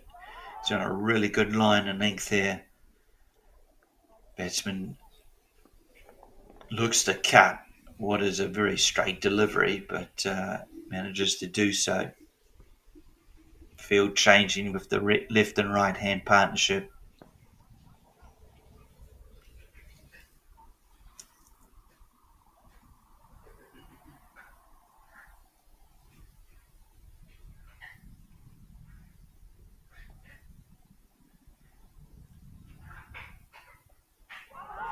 Appeal and not given. Umpire moving the right arm, but going to actually just click, account for another delivery being bowled. First I thought he was making movement to put the hand up, the finger up, but not doing so. He might be feeling there was some sort of noise or connection with the bat, perhaps a feather, not given. This time it's been cut off the front foot and cut for 4 runs. It's a good boundary, much needed one for Tokyo Star Kings. Can this spur some momentum in their favour? Wasn't a bad ball, perhaps just short, but Kumar saw it early and played a cut shot off his front foot. First boundary for the Star Kings. Can this kick-start their innings in chase of 151?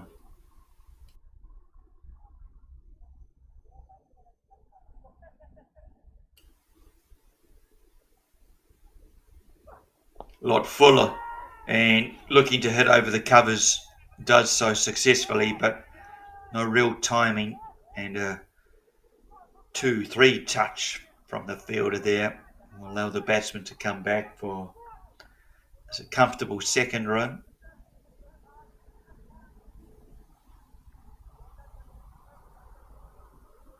So a lot better over this one for the Star Kings.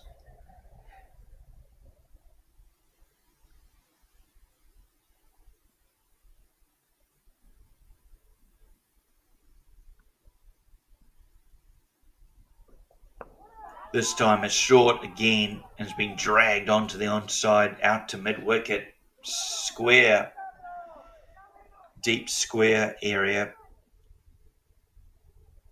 The region rewarding 4 runs to the Tokyo Star Kings. A really good over.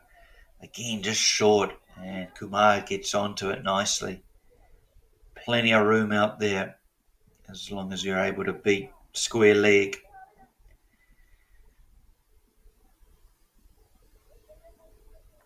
See there an overview of the field.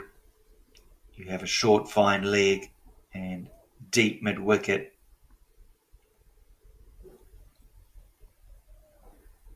He can ill afford to bowl short, Jaiswal. It's a better line and length, and Kumar aiming to hit straight. Again, misses out, but a good over nonetheless for the team. Tokyo Star Kings, 11 runs coming from it. They now are up to 17 without loss of 3 overs, halfway through the power play.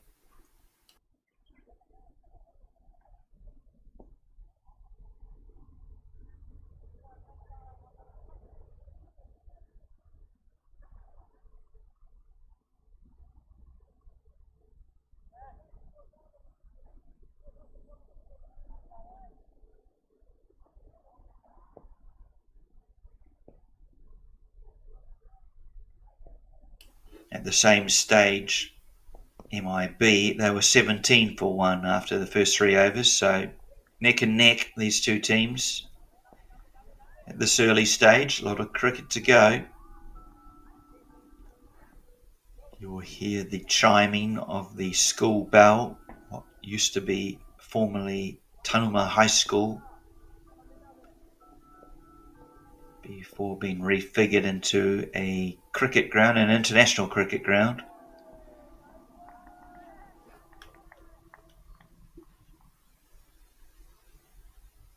The bell indicating it's 12 p.m. lunchtime, local time.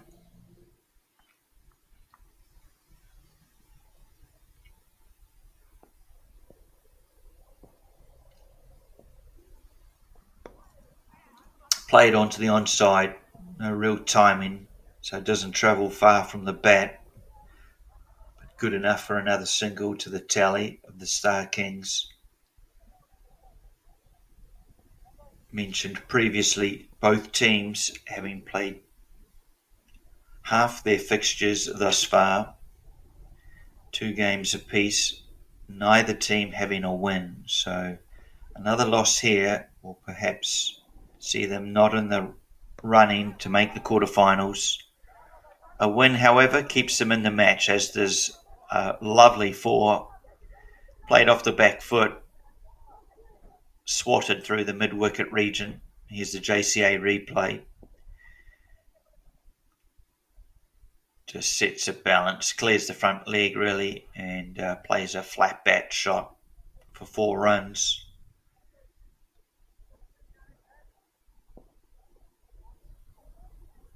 And just a short conversation been going on between the umpire and perhaps captain of the MIB team. Again, dragged onto the onside. beats mid-wicket, but mid-on coming round to field the ball, keeping it to 2 runs.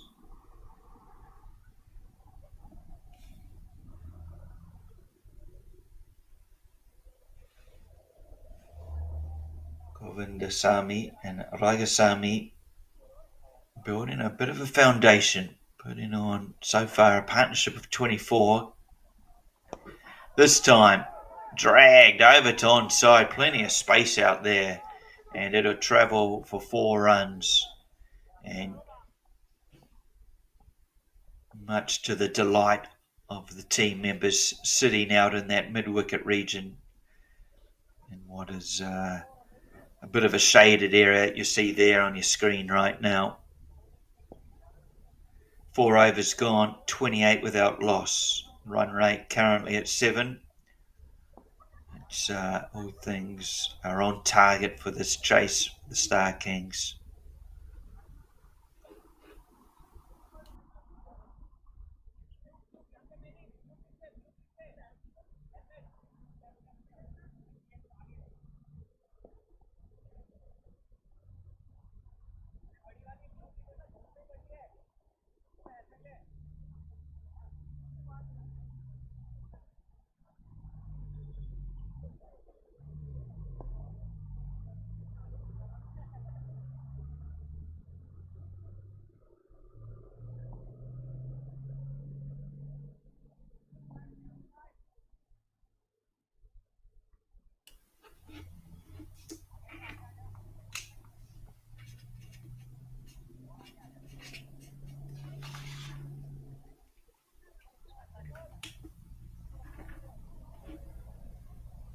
MIB, well, after their 6 overs of power play, they were 48 for 1.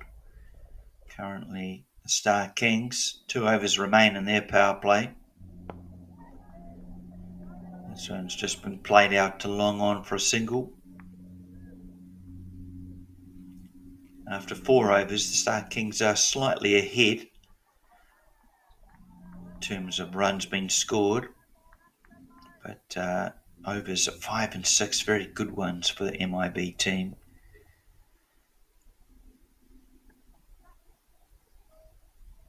This could go down to the wire, this game. Big swing and a miss.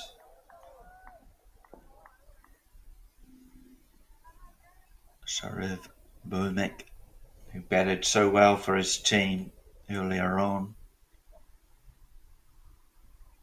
just floating it up and enticing the batsman.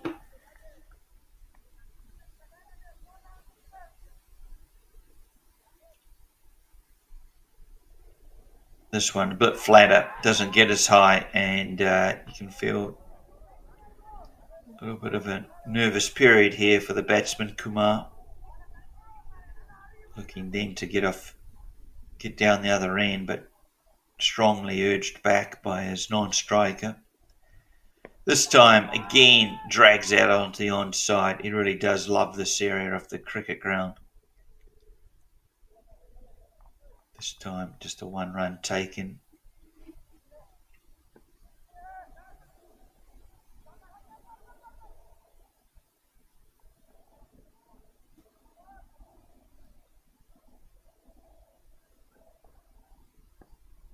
Govindasamy, the left-hander on strike, goes to cut. Doesn't really get high as the delivery stays low. The end of the over, 30 without loss, and the chase of 151 for victory. Really important game, this one, for both teams. Another loss here perhaps will spell the end of their dreams of winning the T20 Domestic Cup. Only the top 4 teams in each group going through, each group consisting of 7 teams. You can ill afford to play 3 games for 3 losses, of which will be the result for one of these teams.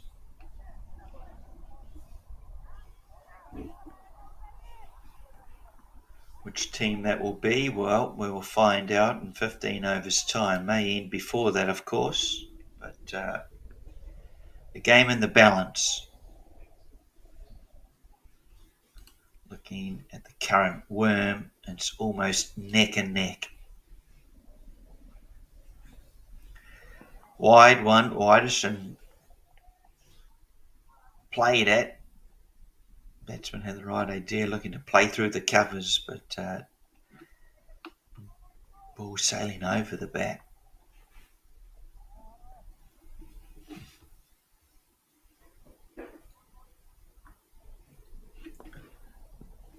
And again, this is Subedi Aditya Narayan Subedi. Aditya, he started well with his first two deliveries. He's bowling to his field, just on that fourth, fifth stump line. Bit short, that one. But playing off the front foot is Kumar. Difficult shot.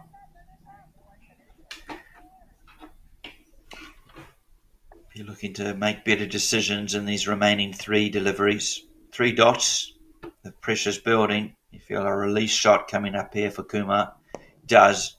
Plays straight. It'll just be the one run though. Oh, they're coming back for a second. That's good running. Good running from Govindasamy. Bharath, well done. Just realising the positioning of the ball and where long on is standing. He's not exactly straight, he's quite squarish. But does well in this heat to get back to his crease for his second run. Every run crucial in terms of the chase.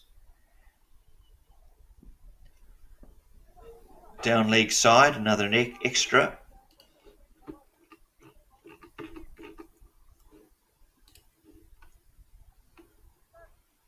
Extra number 8.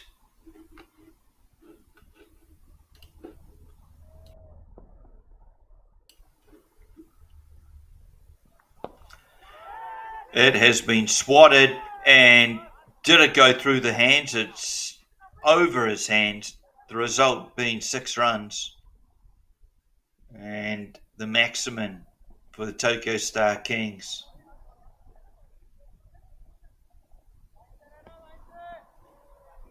Rangasamy, Arun Kumar Rangasamy just nails that one.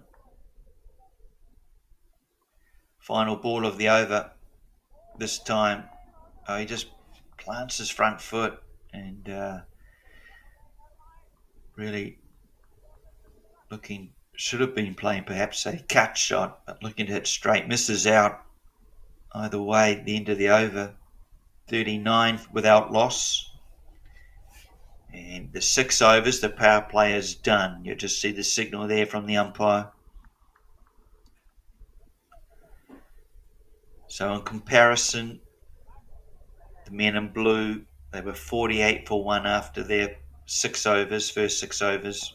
Tokyo Star Kings, they are a little behind,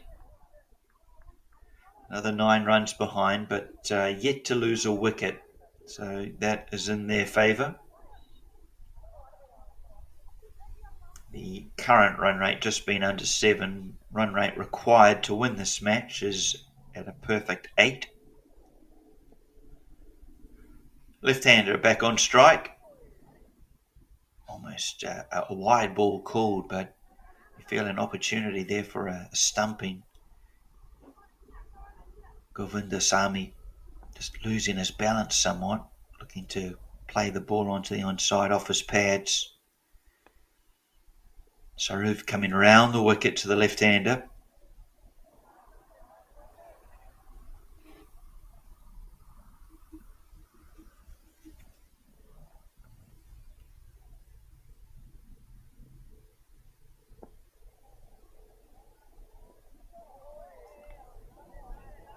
It's a better line and length from Belmit.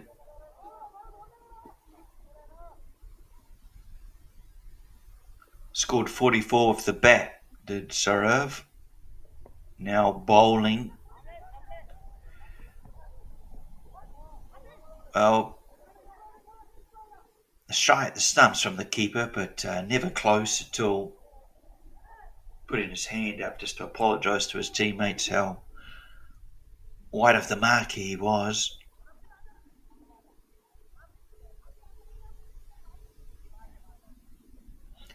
Be a few nerves in the MIB camp. They would be, I think, satisfied with the score of 150. But they won't want to let this partnership continue too long. This has been caught on the boundary. Really didn't have to move much at all. And the first wicket falls. Tokyo Star Kings lose it 41 for 1.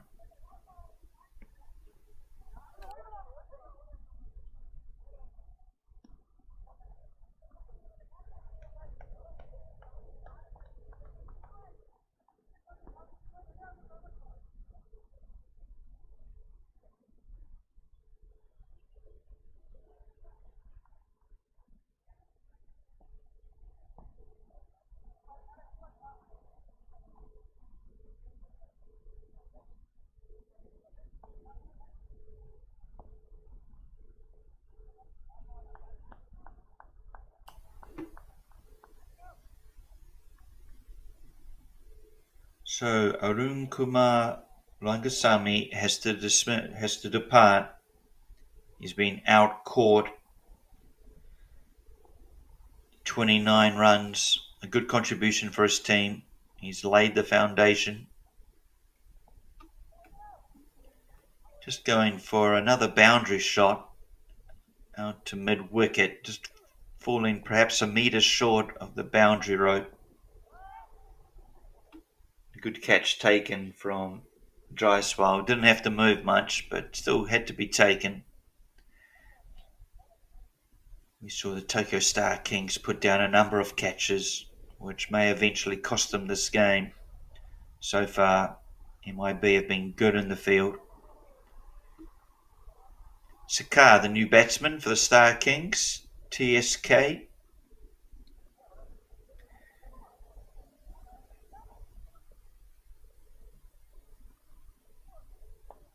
And plays late and a bit of a misfield. And misfield will cost them another run. Just as I mentioned that they've been pretty good in the field, MIB. We see a mistake.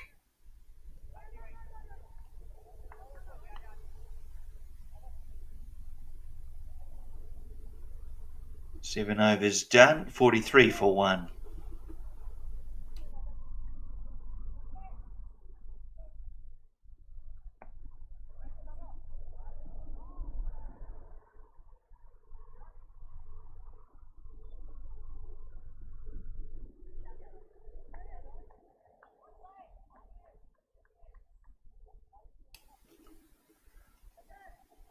So the Star Kings, having just lost the solitary wicket, a little bit behind the run rate. The Worms pretty even, but we did see MIB have a very good second wicket partnership of 71 runs, which kept their run rate ticking over nicely. The fall of regular wickets, that run rate can often suffer, so an important period here. Tokyo Star Kings, if they're to be serious about winning this match, they'll just need to keep scoring runs. They can't ill afford let that run rate climb or continue to climb. Currently it sits at 8, just over 8, 8.3. It's comfortable at this stage, but once it gets above sort of 10, things become a lot tougher.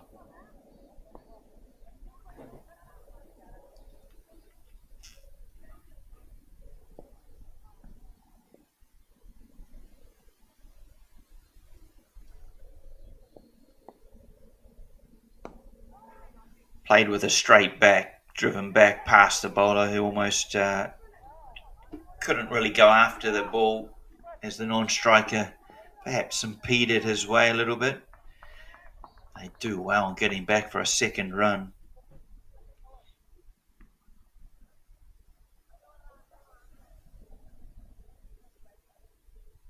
Govindasamy, the left-hander, well, his strike rate's below what you'd expect in a T20 match. Can he catch up? This time drags that out into the onside. Mid on. He knew if a direct hit, if he was successful, it would have been short of making it past the crease, but the ball flies past the stumps and brings Sakar onto strike. He's only been out there for the 2 balls.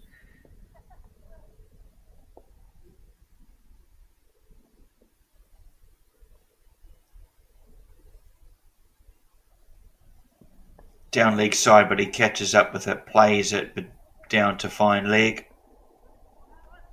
Another single to the total.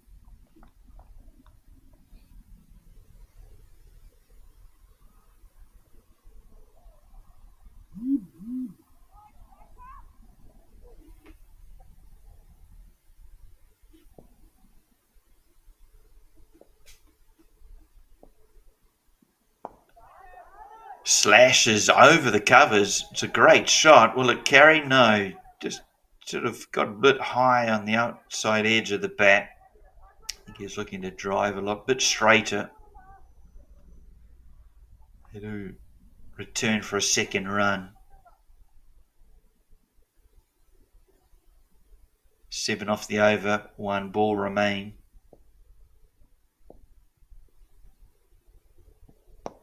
And again, driven back past the bowler for a single. Will they look to come back for a second? Yes, they will. And another good 2 picked up. 3 twos as a part of that over. 9 runs coming from the over. 52 for 1, 8 overs done.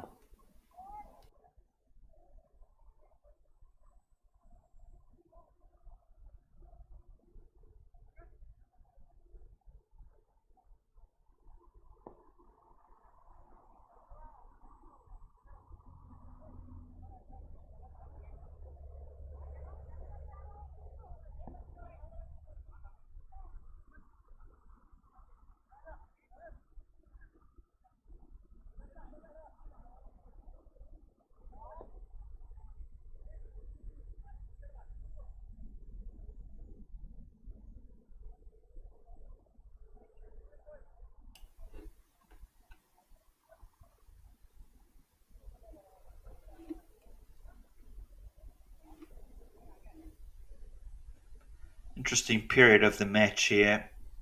Star Kings. A big appeal and is given. A loopy delivery that enticed the batsman Sakar just to have a go at it.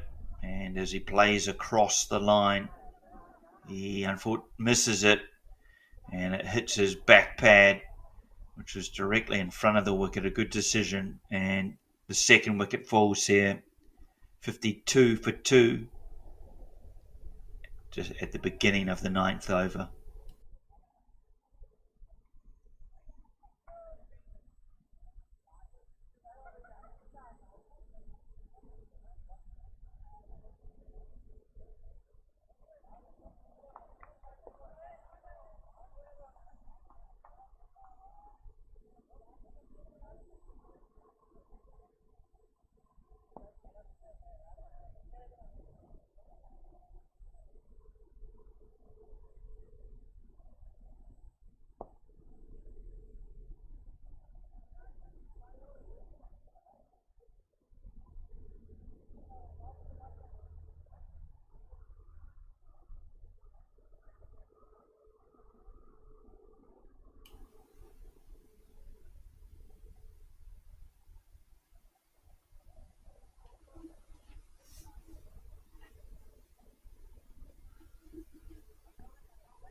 Sarav to continue from the mountain end here. Taking both wickets for his team. He's having a great game. 44 with the bat. Now producing with the ball. Bowling his spin.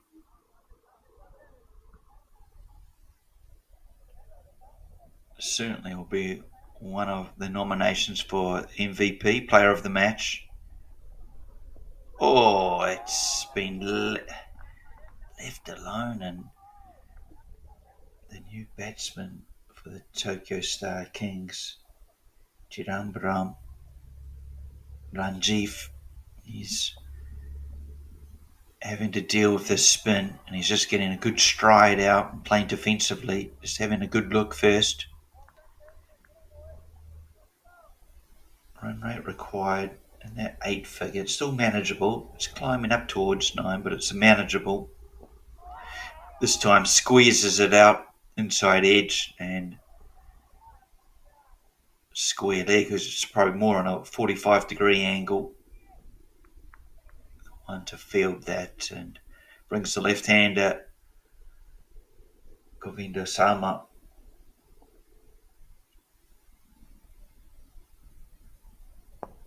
Play straight back to the bowler, who tries to flick it back with his hand for a quick run out, but backfires really. Misses the stumps and has to quickly retrieve the ball. Doesn't cost the team anything. End of the over. Another very good one for Saurav Balmik. His figures now 2 for 7 off three overs. Doing a great job for his team.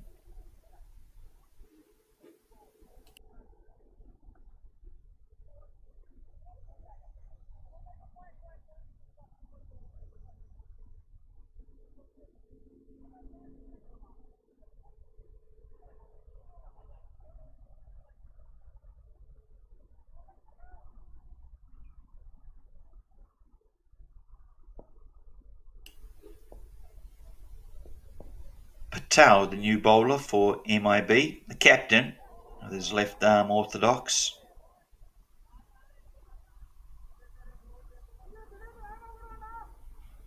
Prefer bowling to the to the right-hander here, aiming to take the ball away from the bat.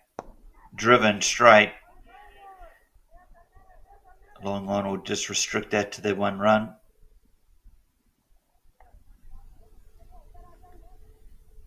Brings the left-hander on strike. How will the left-hander play this spin?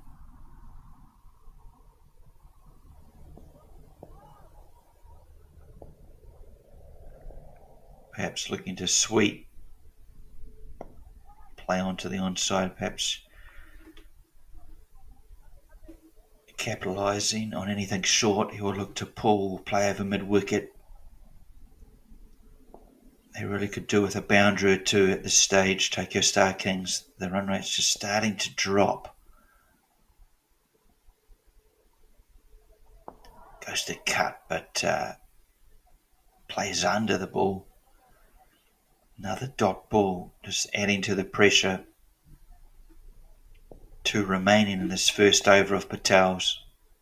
Comes down the wicket, swings, it's out the offside edge and dropped. Dropped by point. Well, he did well getting there. And as I say, at this level of cricket, really should have held on to that catch.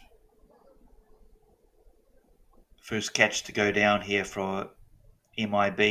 We did see Tokyo Star Kings put down 4 or 5. And driven back to the bowler, into the over. Just the 2 runs coming from it. Figures, no wicket for 2. 10 overs done. You'll see the players exiting the field. Umpires being very strict on player welfare, making sure they're regular breaks to hydrate. It's very hot conditions here at Sano, so you'll see the players take a 2-minute break before they continue the final quarter of this match.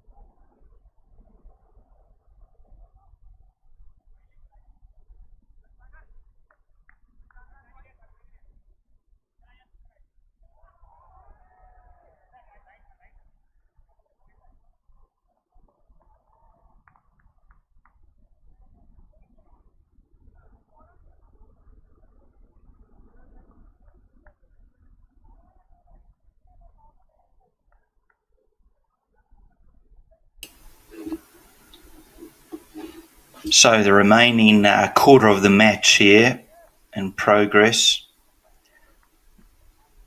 Tokyo Star Kings, they have been on par in terms of the chase, but the last couple of overs just cost them a little. Last 2 overs have just given them 3 runs, so they've just dropped down a bit on that run rate. Chance taken, caught by the keeper, and the ball just got a bit high on the batsman, and the third wicket falls here. Singh, the new bowler, running in hard, and he'll be stoked with that first delivery, getting a wicket, and you can see the enjoyment from his body language.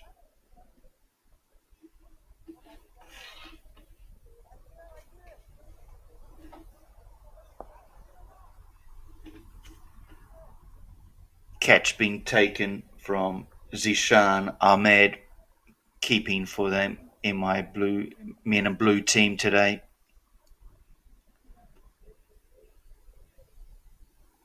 So as I mentioned, the last couple of overs just going for 2 runs and then a 1 run. And now the wicket, the momentum firmly in favour of MIB. Can the Star Kings turn it around?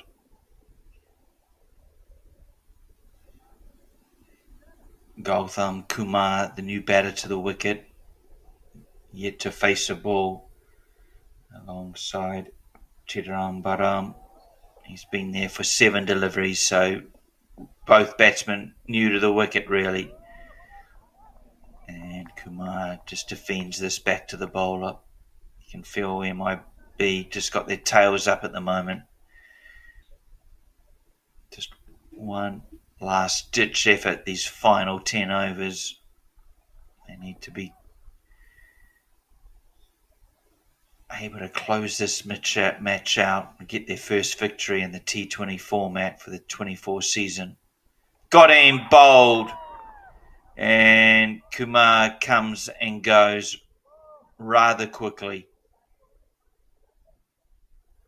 First ball he defends, second ball, well, he looks to play a strike, plays all around it, and the ball goes on to strike middle and off. 4 wickets down, 55 for 4. Suddenly, Tokyo Star Kings look to be struggling.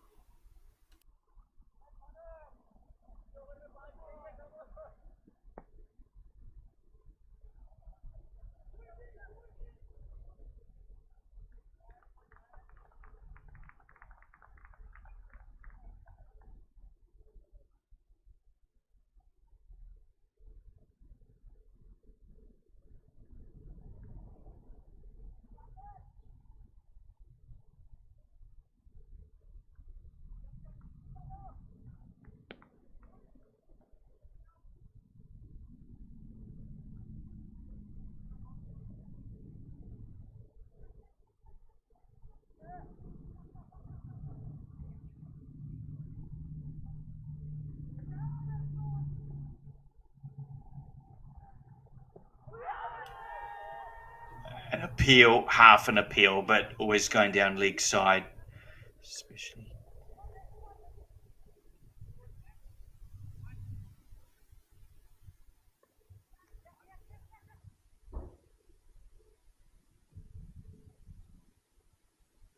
It's been a brilliant start though for Singh.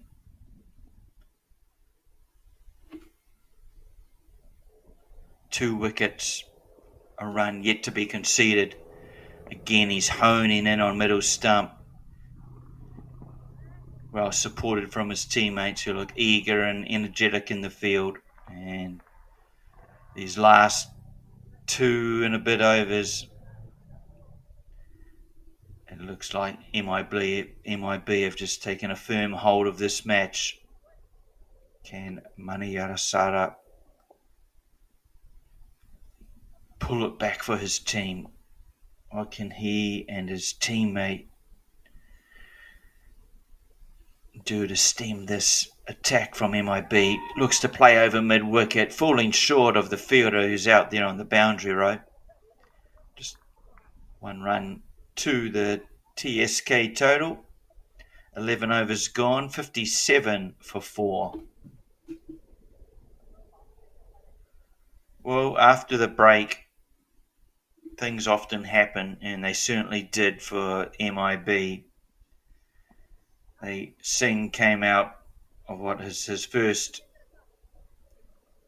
over for the match, Sagar Singh, and he went wicket.wicket.11. Really has turned the game in favour of his team, and from here it's going to be a good chase for the Tokyo Star Kings to win this match. Run rate, just as I say, over these past 2-3 overs has just shot up now over 10 required per over. How deep do they bat is the question. Interesting run up from Duta as he comes in for his first delivery. It's a good line and length to start with. It's not really an interesting run up, it's what he does with his arms, both down by his side, barely moving as he runs in. Let's just have a look at his run up here. It's a bit different from his first delivery, and long on will keep this to a single.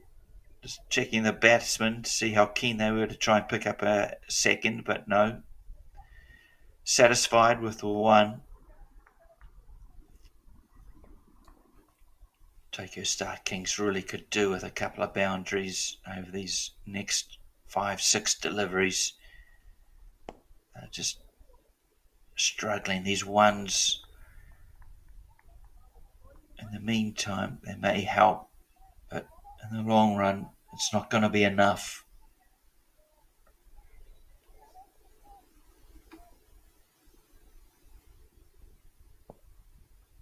Coming in from a wide area, Duta, wide angle, using that angle as Chinda Marumba drags it out onto the onside for a 2.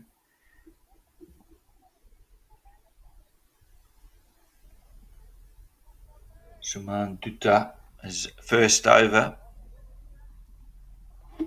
No doubt following this, we'll go back to Singh for his second over.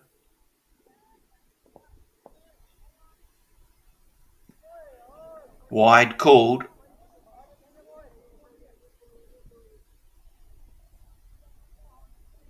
"90 runs still required from Tokyo Star Kings. Just 8 and a bit overs to go. We finally see on the worm, the graph, they've just fallen off the pace. Again, straightened down leg side, another wide called.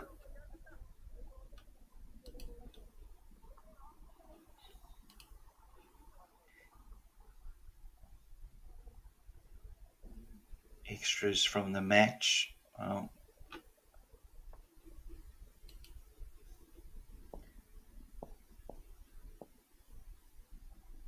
For the 20 overs, the Star Kings gave away 8 extras. Currently, MIB, they've given away 9 extras. Still a number of overs to be bowled though, so in that department, Star Kings were the better of the two teams.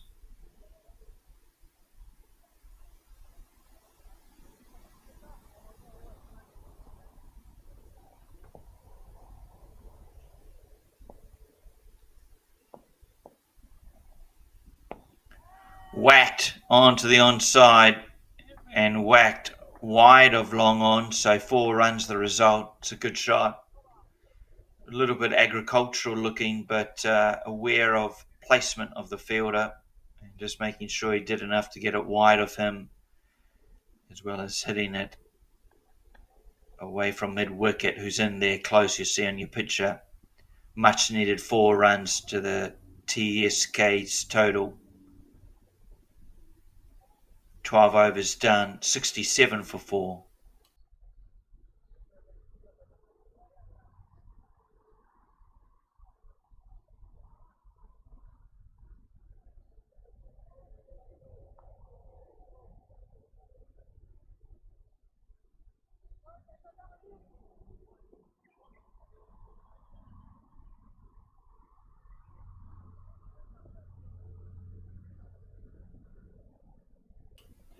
Big swing, no ding for Mani Arasara.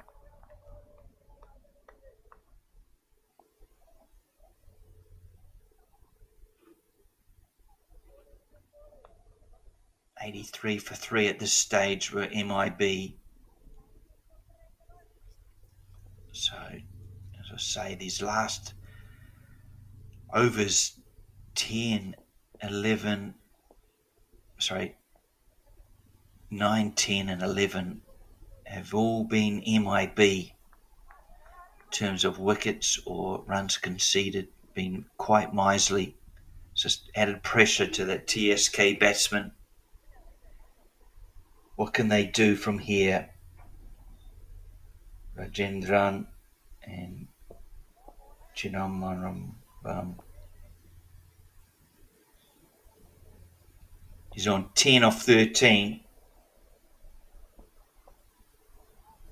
Oh, this has gone straight up. Keeper is calling out, and bit of indecision here between fine leg and square leg. In the end, batsmen do well to get back for a second. Yeah, square leg and fine leg merged together on the ball. In the end, square leg giving the better effort of the two. I do believe got a hand to the ball and drop catch. I've seen a few of them today. Too many for my liking at this level of cricket.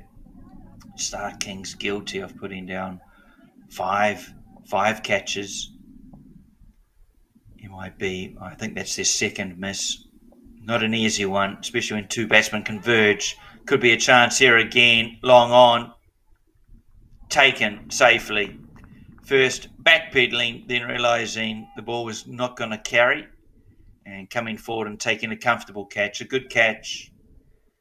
And another catch and another nail in the coffin for this TSK outfit. Desperate, in need of a boundary. The batsman going after the ball. Chidamambaram out caught by JCL. 12 runs coming from 15 balls. He has to go back to the tent as Ranjiv.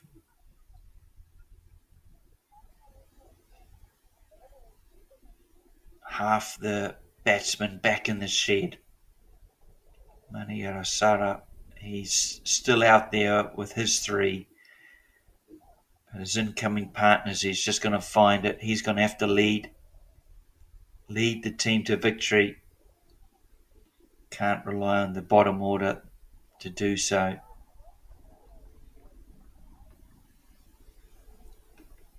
He's joined by batsman number 7, just awaiting to confirm who that is.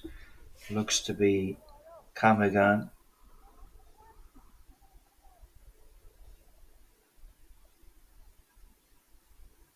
Meanwhile, the left armour continues from the mountain end.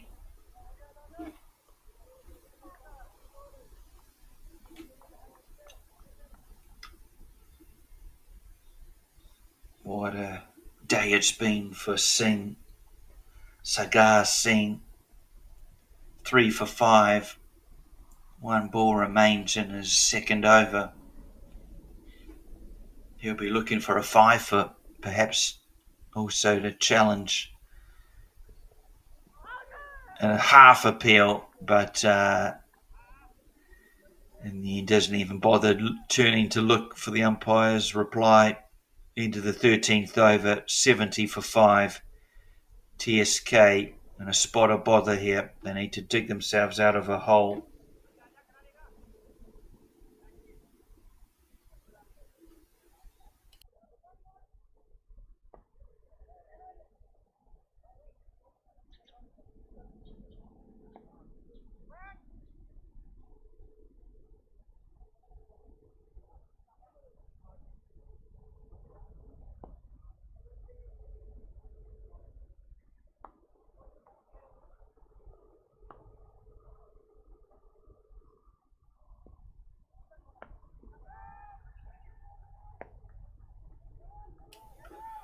drive catch, but falls well short of deep mid-wicket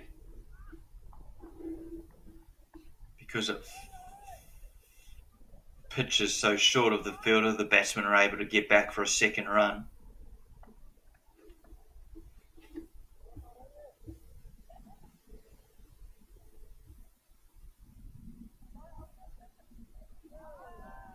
Goes to pull onto the onside, but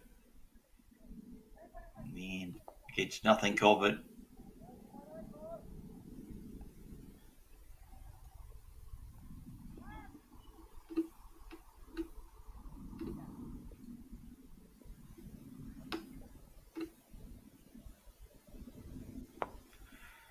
Off the back foot, it's driven between point and cover. Won't carry to the boundary, but it will result in 2 runs.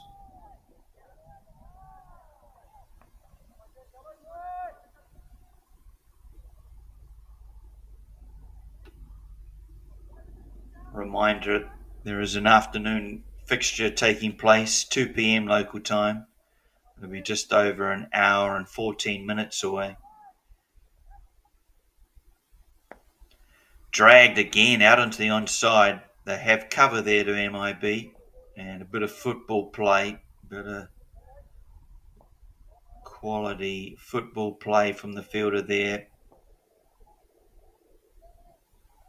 Retrieving the ball, 75 for 5. Can someone from the Star Kings just come in and play a blinder, hit a quick 30 off perhaps 15 balls? Oh, an appeal for a man-cat. I don't like to see it. And don't believe he actually even left his crease. Perhaps he did slightly. Perhaps it's just a warning from Duta. Hopefully not a way of aiming to take the wicket of Manigarasara.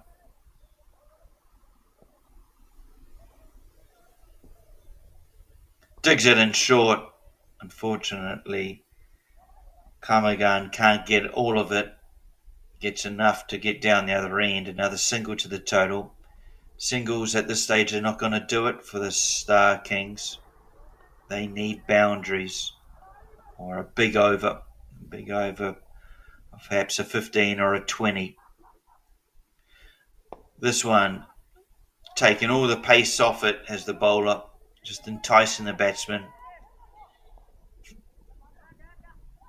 They get back for a second run to bring up the end of the over, 78 runs for 5. So, looking at calculations, yeah, the run rate required now up to 12.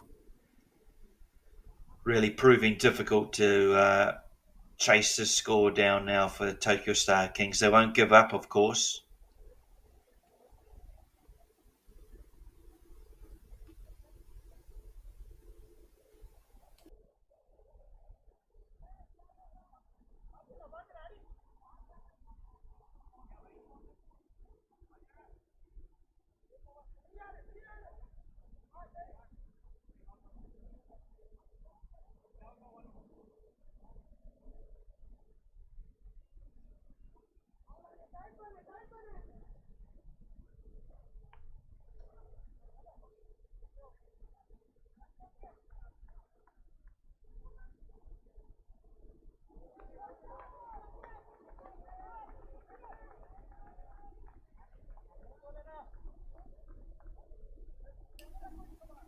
Singh to continue.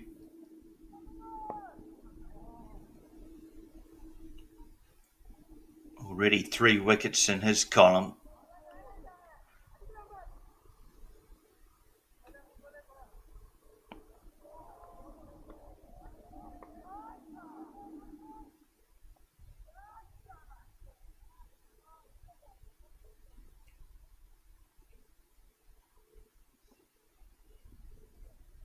Manigarasara Rajendran on strike.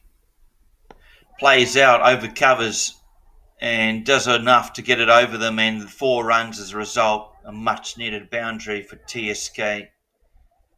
And Manigarasara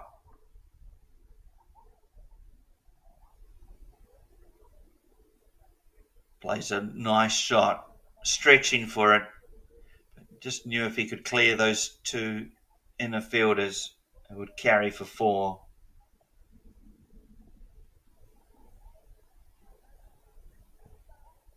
This time he's beaten well and truly. Singh just using a variation ball, rolling the fingers across that one. Didn't get up as high as Manayara-san had expected.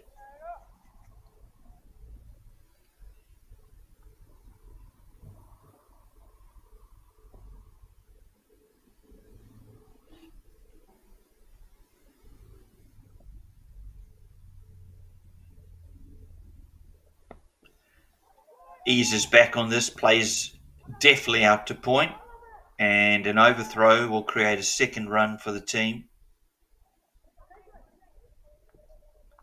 It's not a bad over so far. 2 balls remain, 7 off it.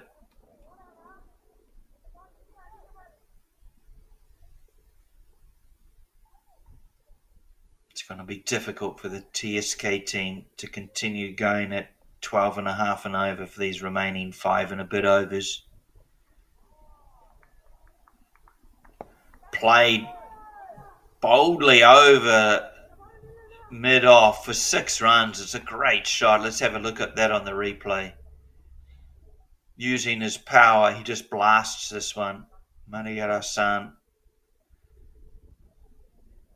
clears his front foot and just muscles it over mid-off. The maximum 6 runs. That'll feel good. Score up to 91 for 5 now. Still somewhat 10, 12 runs behind where MIB were. But Manayara-san, has he given his team some hope? Can he continue? Singh choosing to come around the wicket now. Left armour. Just a single taken from it, but a good over nonetheless for the Tokyo Star Kings. 14 runs off it. Only 2 for 5, 5 overs to go.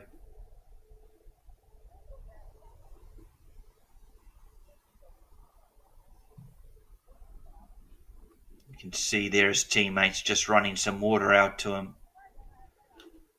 Very hot day here in Sano. It's the humidity that hurts you. It's 35 degrees.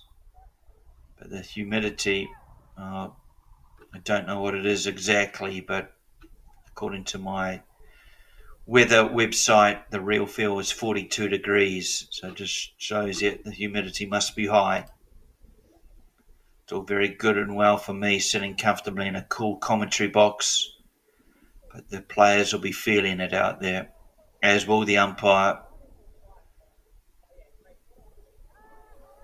Chris and his team doing a wonderful job umpiring numerous matches throughout Japan.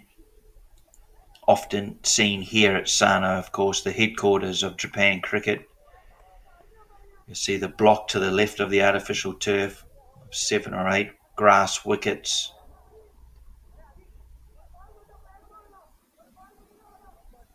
See the work the groundsmen have had to do in terms of the run-up to the artificial turf. It's been well worn, well beaten, well used over the previous month's cricket. Patel beats the batsman first up. He'll be happy with that, pitching on off stump, turning and missing the bat.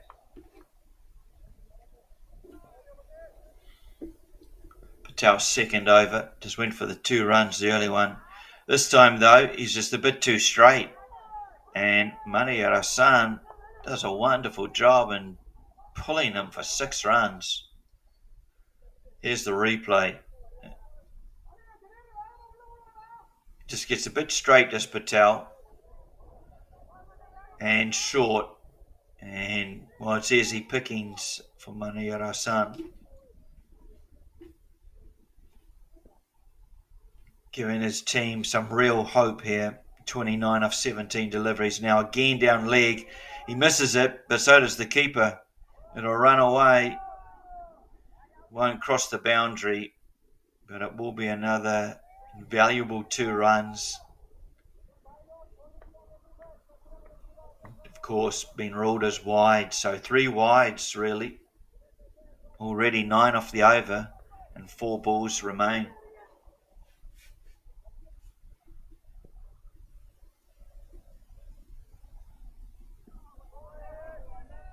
Plays and misses, but you can see the intent here. Another big over of perhaps somewhere around 15-16. Just bring that run rate down to something that they can actually achieve. He's played at it and he hasn't played well enough, and it's a simple catch at mid-wicket, and the fight comes to an end from Mariara-san. His 29 of 19 deliveries. Well, it was a good stand. Playing against the spin, really. Ball turning away from the bat.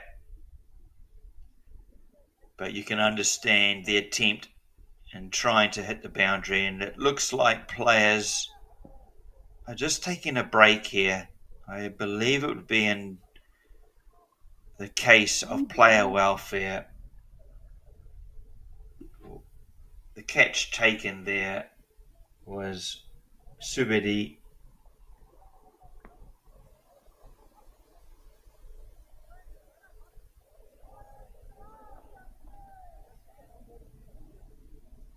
We'll just take a 2-minute break here.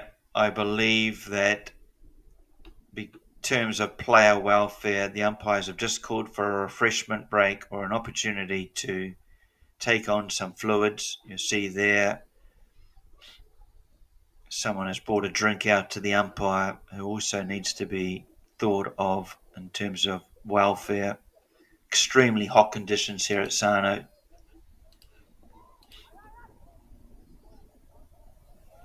My weather app is telling me it's 35 degrees with cloud cover, but the real feel being 42 degrees is the real perspective you get when you add in the humidity factor.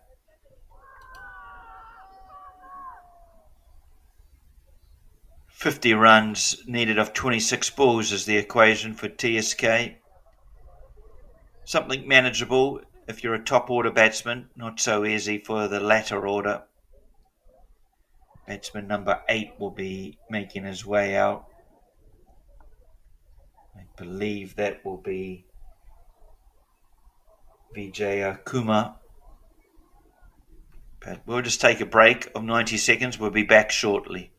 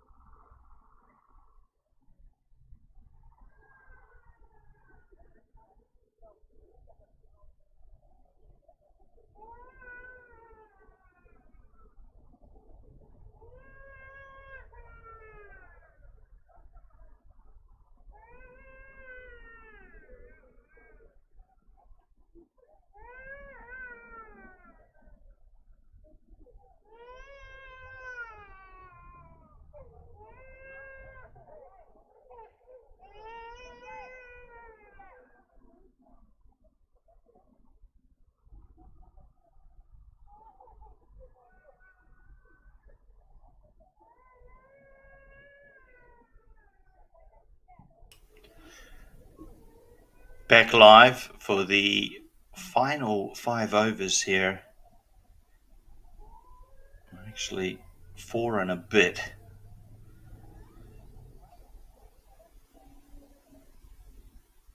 $50 runs needed for TSK. 26 balls. It's going to be a difficult ask for these two batsmen. Vijay Kumar about to face his first delivery from Patel.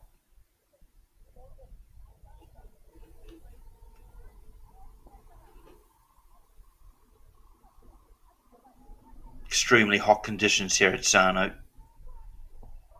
Beats everything. Bat and keeper will deflects off his pad, who retrieves it himself. Yeah, we welcome you from wherever you're watching, be it in Japan or the Indian subcontinent, via fan code. We welcome you. I hope you're enjoying the match. Oh, he goes at a big swing, really loses his shape. And in the end, no run. End of the over, just 4 overs remain. 102 for 6.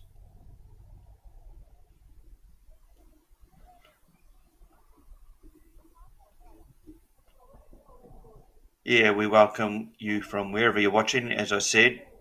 Those in the Indian subcontinent via fan code. Hope you're enjoying the match. There is a game this afternoon. Between the Chiba Sharks and the Tokyo Falcons. Should be a good matchup. Both strong teams. Falcons currently leading the 40 over format competition here in Japan. Chiba Sharks, I think, are in second place. So, different format though. T20. Back here live. Played out to mid-wicket. It's a slight fumble, and in the end, could have been a costly fumble had he collected it cleanly. May have been a chance for a run out. But Vijay Kumar makes his ground. Actually, sorry, it was his fellow batsman, Kamagan.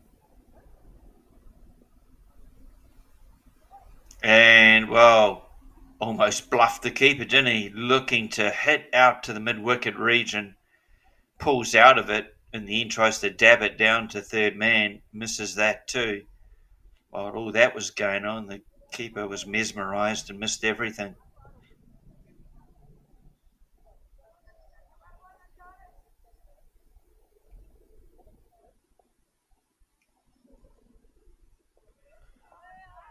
An appeal, but he must have had his back foot firmly planted inside the crease.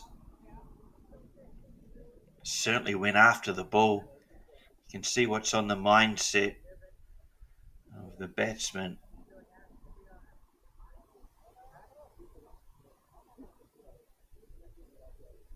Looking to go for the maximum, aiming for the boundaries.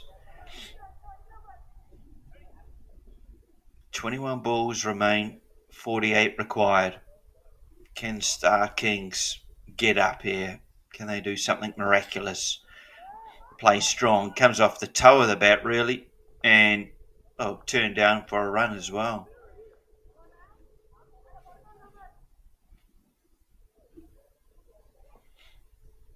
Can't forget there are plenty of 2s on offer around this ground. This could be an example of one. No, they have cover in third man there. Is there an overthrow? Yes, there is. Yeah, some of the boundary riders out at mid-wicket, deep square, long on, long off. They're a long way from the middle of the wicket. So what I was meaning by that is that there are opportunities to pick up 2 runs if played with soft hands and just managing to beat either the keeper or the bowler. There's always opportunities to come back for 2. Some teams in Japan, domestic cricket, run 2s very well. Other teams, nah. Can they find a boundary? Can the Star Kings do something? No. In the end, it just cramps them, and no run into the over for Saurav Bhowmik. 2 for 9, his figures, alongside his 44 runs, must make him a good candidate for man of the match, surely.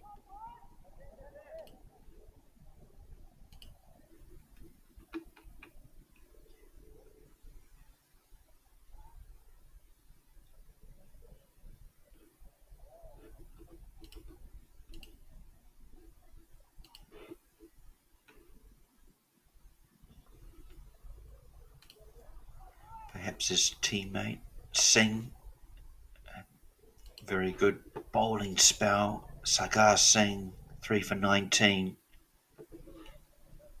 bowling at the top of the innings. 3 to go here.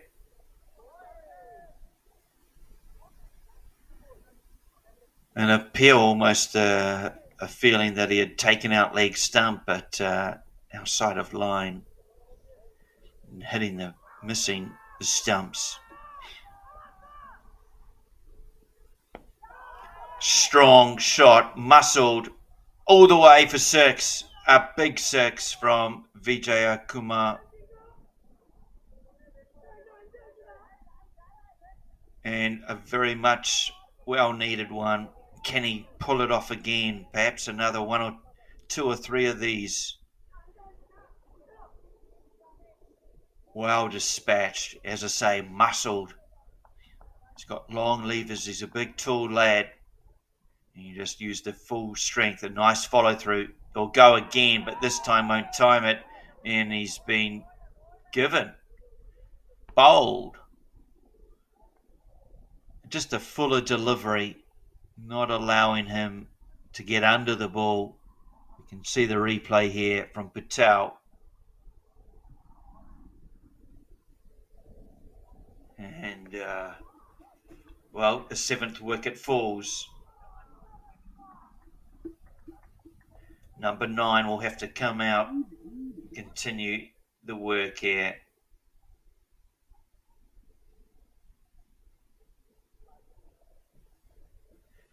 Coming out with a really difficult ask, 40 runs from just 15 balls. It's a run rate, 14 almost. Extremely difficult for a new batsman to do that, but this is how heroes and stars can be born. Nagaran-san, Sisel Kumar.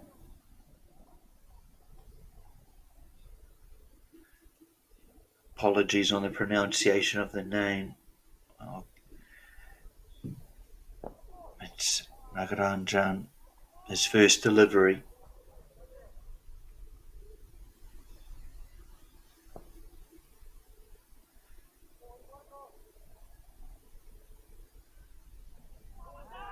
An appeal and turned down. Nagaranjan looking to hit over mid-wicket or hit straight. He's been bowling pretty much wicket to wicket as Patel. He's getting some good turn. He's gone over this time. Oh, a diving catch and put down. Would have been a great catch. Played out to mid-wicket. The outfielder had to make probably 3-4 metres to his left. And he dived and while taking it, I believe, in his hands, it was in and out pretty quickly. So catch goes down. Perhaps one of the harder of the catches today. Probably the most difficult. Seen a lot more go down previously that have been not nearly as difficult as that one.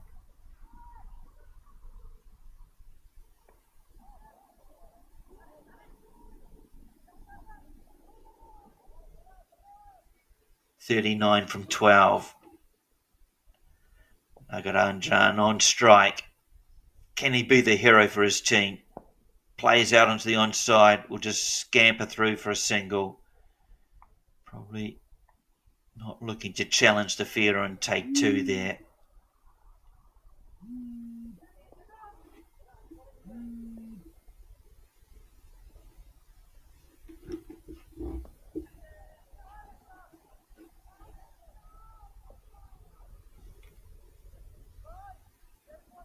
Big swing for no ding. It's just 11 balls remaining now.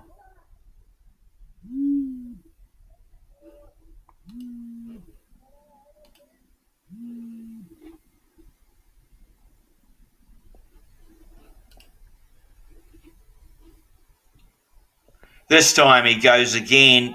It's a top edge and the keeper calls for it and in the end goes down. Thought he had it, but the collision with his teammate meant that the ball was spilled. Something perhaps a note for young cricketers watching: if the keeper calls for it, everyone else needs to clear out. If ever a chance, the keeper should take the catch with the gloves on, giving them the advantage. But we saw then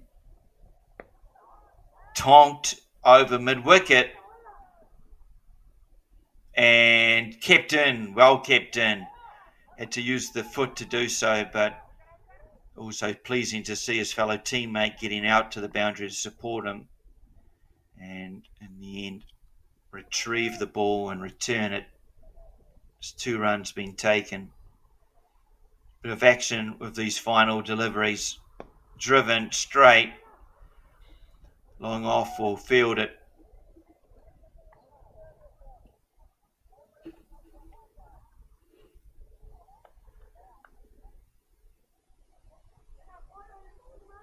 Just 7 balls remain. 151 looks like it's going to be enough for the Men in Blue outfit from Tokyo. Can the Star Kings pull off a boundary here? They really need one. And he takes the pace off the ball. It's good thinking from JCL. Just took the pace off it by rolling his fingers across the seam. Bit of an off-cutter. And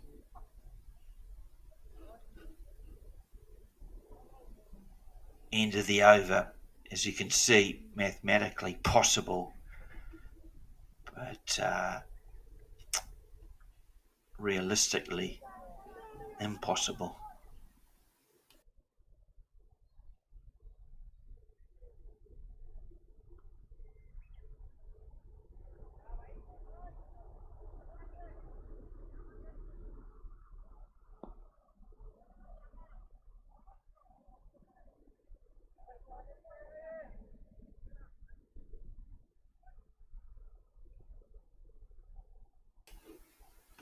Final over for the innings. Tokyo Star Kings, the first one's a juicy one, full toss on leg, and 4 runs will be picked up and a no ball as well.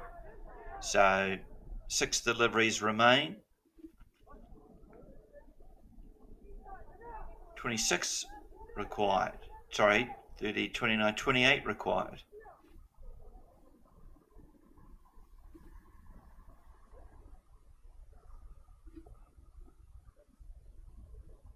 Free hit as well. And it's been tried to be played through mid-wicket and will be run out. Well, that's lazy running. And I can understand the disappointment of not getting that ball out of the screws, but it's no use walking down to the opposite end. His partner calls him through early enough, and he's just so casual, probably thinking the fielder will go to the keeper, but not a great way to think in terms of strategy, and that'll cost him his wicket. And unfortunate for the team as well. You always prefer someone at the wicket who's been out there for 9 or 10 balls and a fresh player, but the main thing is that on strike will be the current player, Nagaranjan.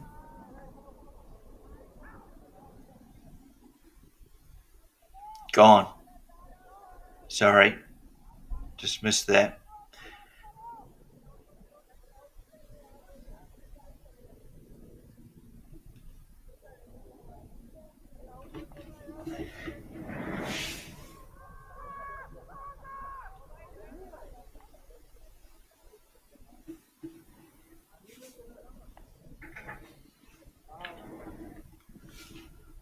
was hoping to get a replay, but yeah, sorry, I missed that. But it was a inside edge onto the pad, onto the stumps, out bowled. So another wicket, and match firmly in the hands of MIB. They'll be thrilled with this victory.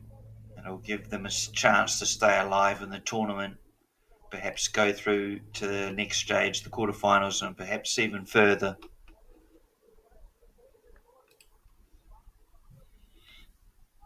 They do have one remaining match to MIB.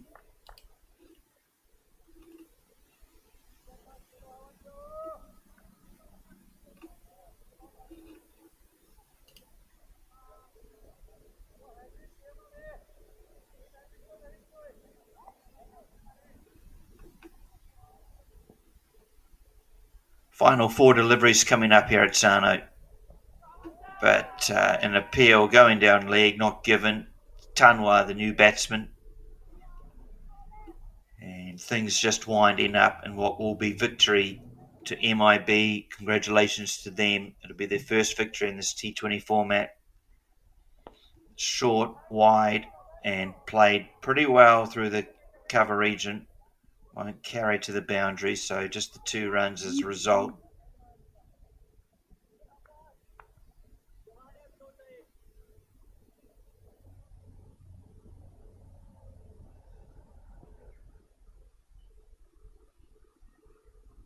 Patel, now 3 wickets and a 4th. Well, full toss, but it landed on leg stump. So the wicket of Patel, his 4th, 4 for 26, his figures, will bring the end of this match. And here it is here, Patel just lobbing one down full and leg side, but taking leg stump.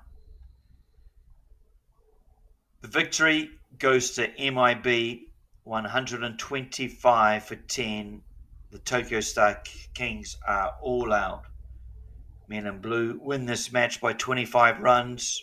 As a result, they will register their first win on the table. Tokyo Star King, Men in Blue, will now sit 4th on the table. As for the Tokyo Star Kings, well, they remain at the bottom, still winless. Both teams have another match to come up. So Men in Blue, as I say, the top 4 from Group B go through to the quarterfinals. We look through the match, some of the stars or the highlights. We start at the beginning. Men in Blue, their batting, well, it was Saurav Bhowmik, his 44 of 35 balls, including 6 fours and 1 6. Probably the highlights, if we look there, also alongside him, Vishal Patel, his 33, and Ahmed's 28. Key contributors in a score of 150 for Men in Blue Tokyo. In response, Tokyo Star Kings, well, they were, after the 10 over mark, they were in with a chance, but regular wickets just fell. And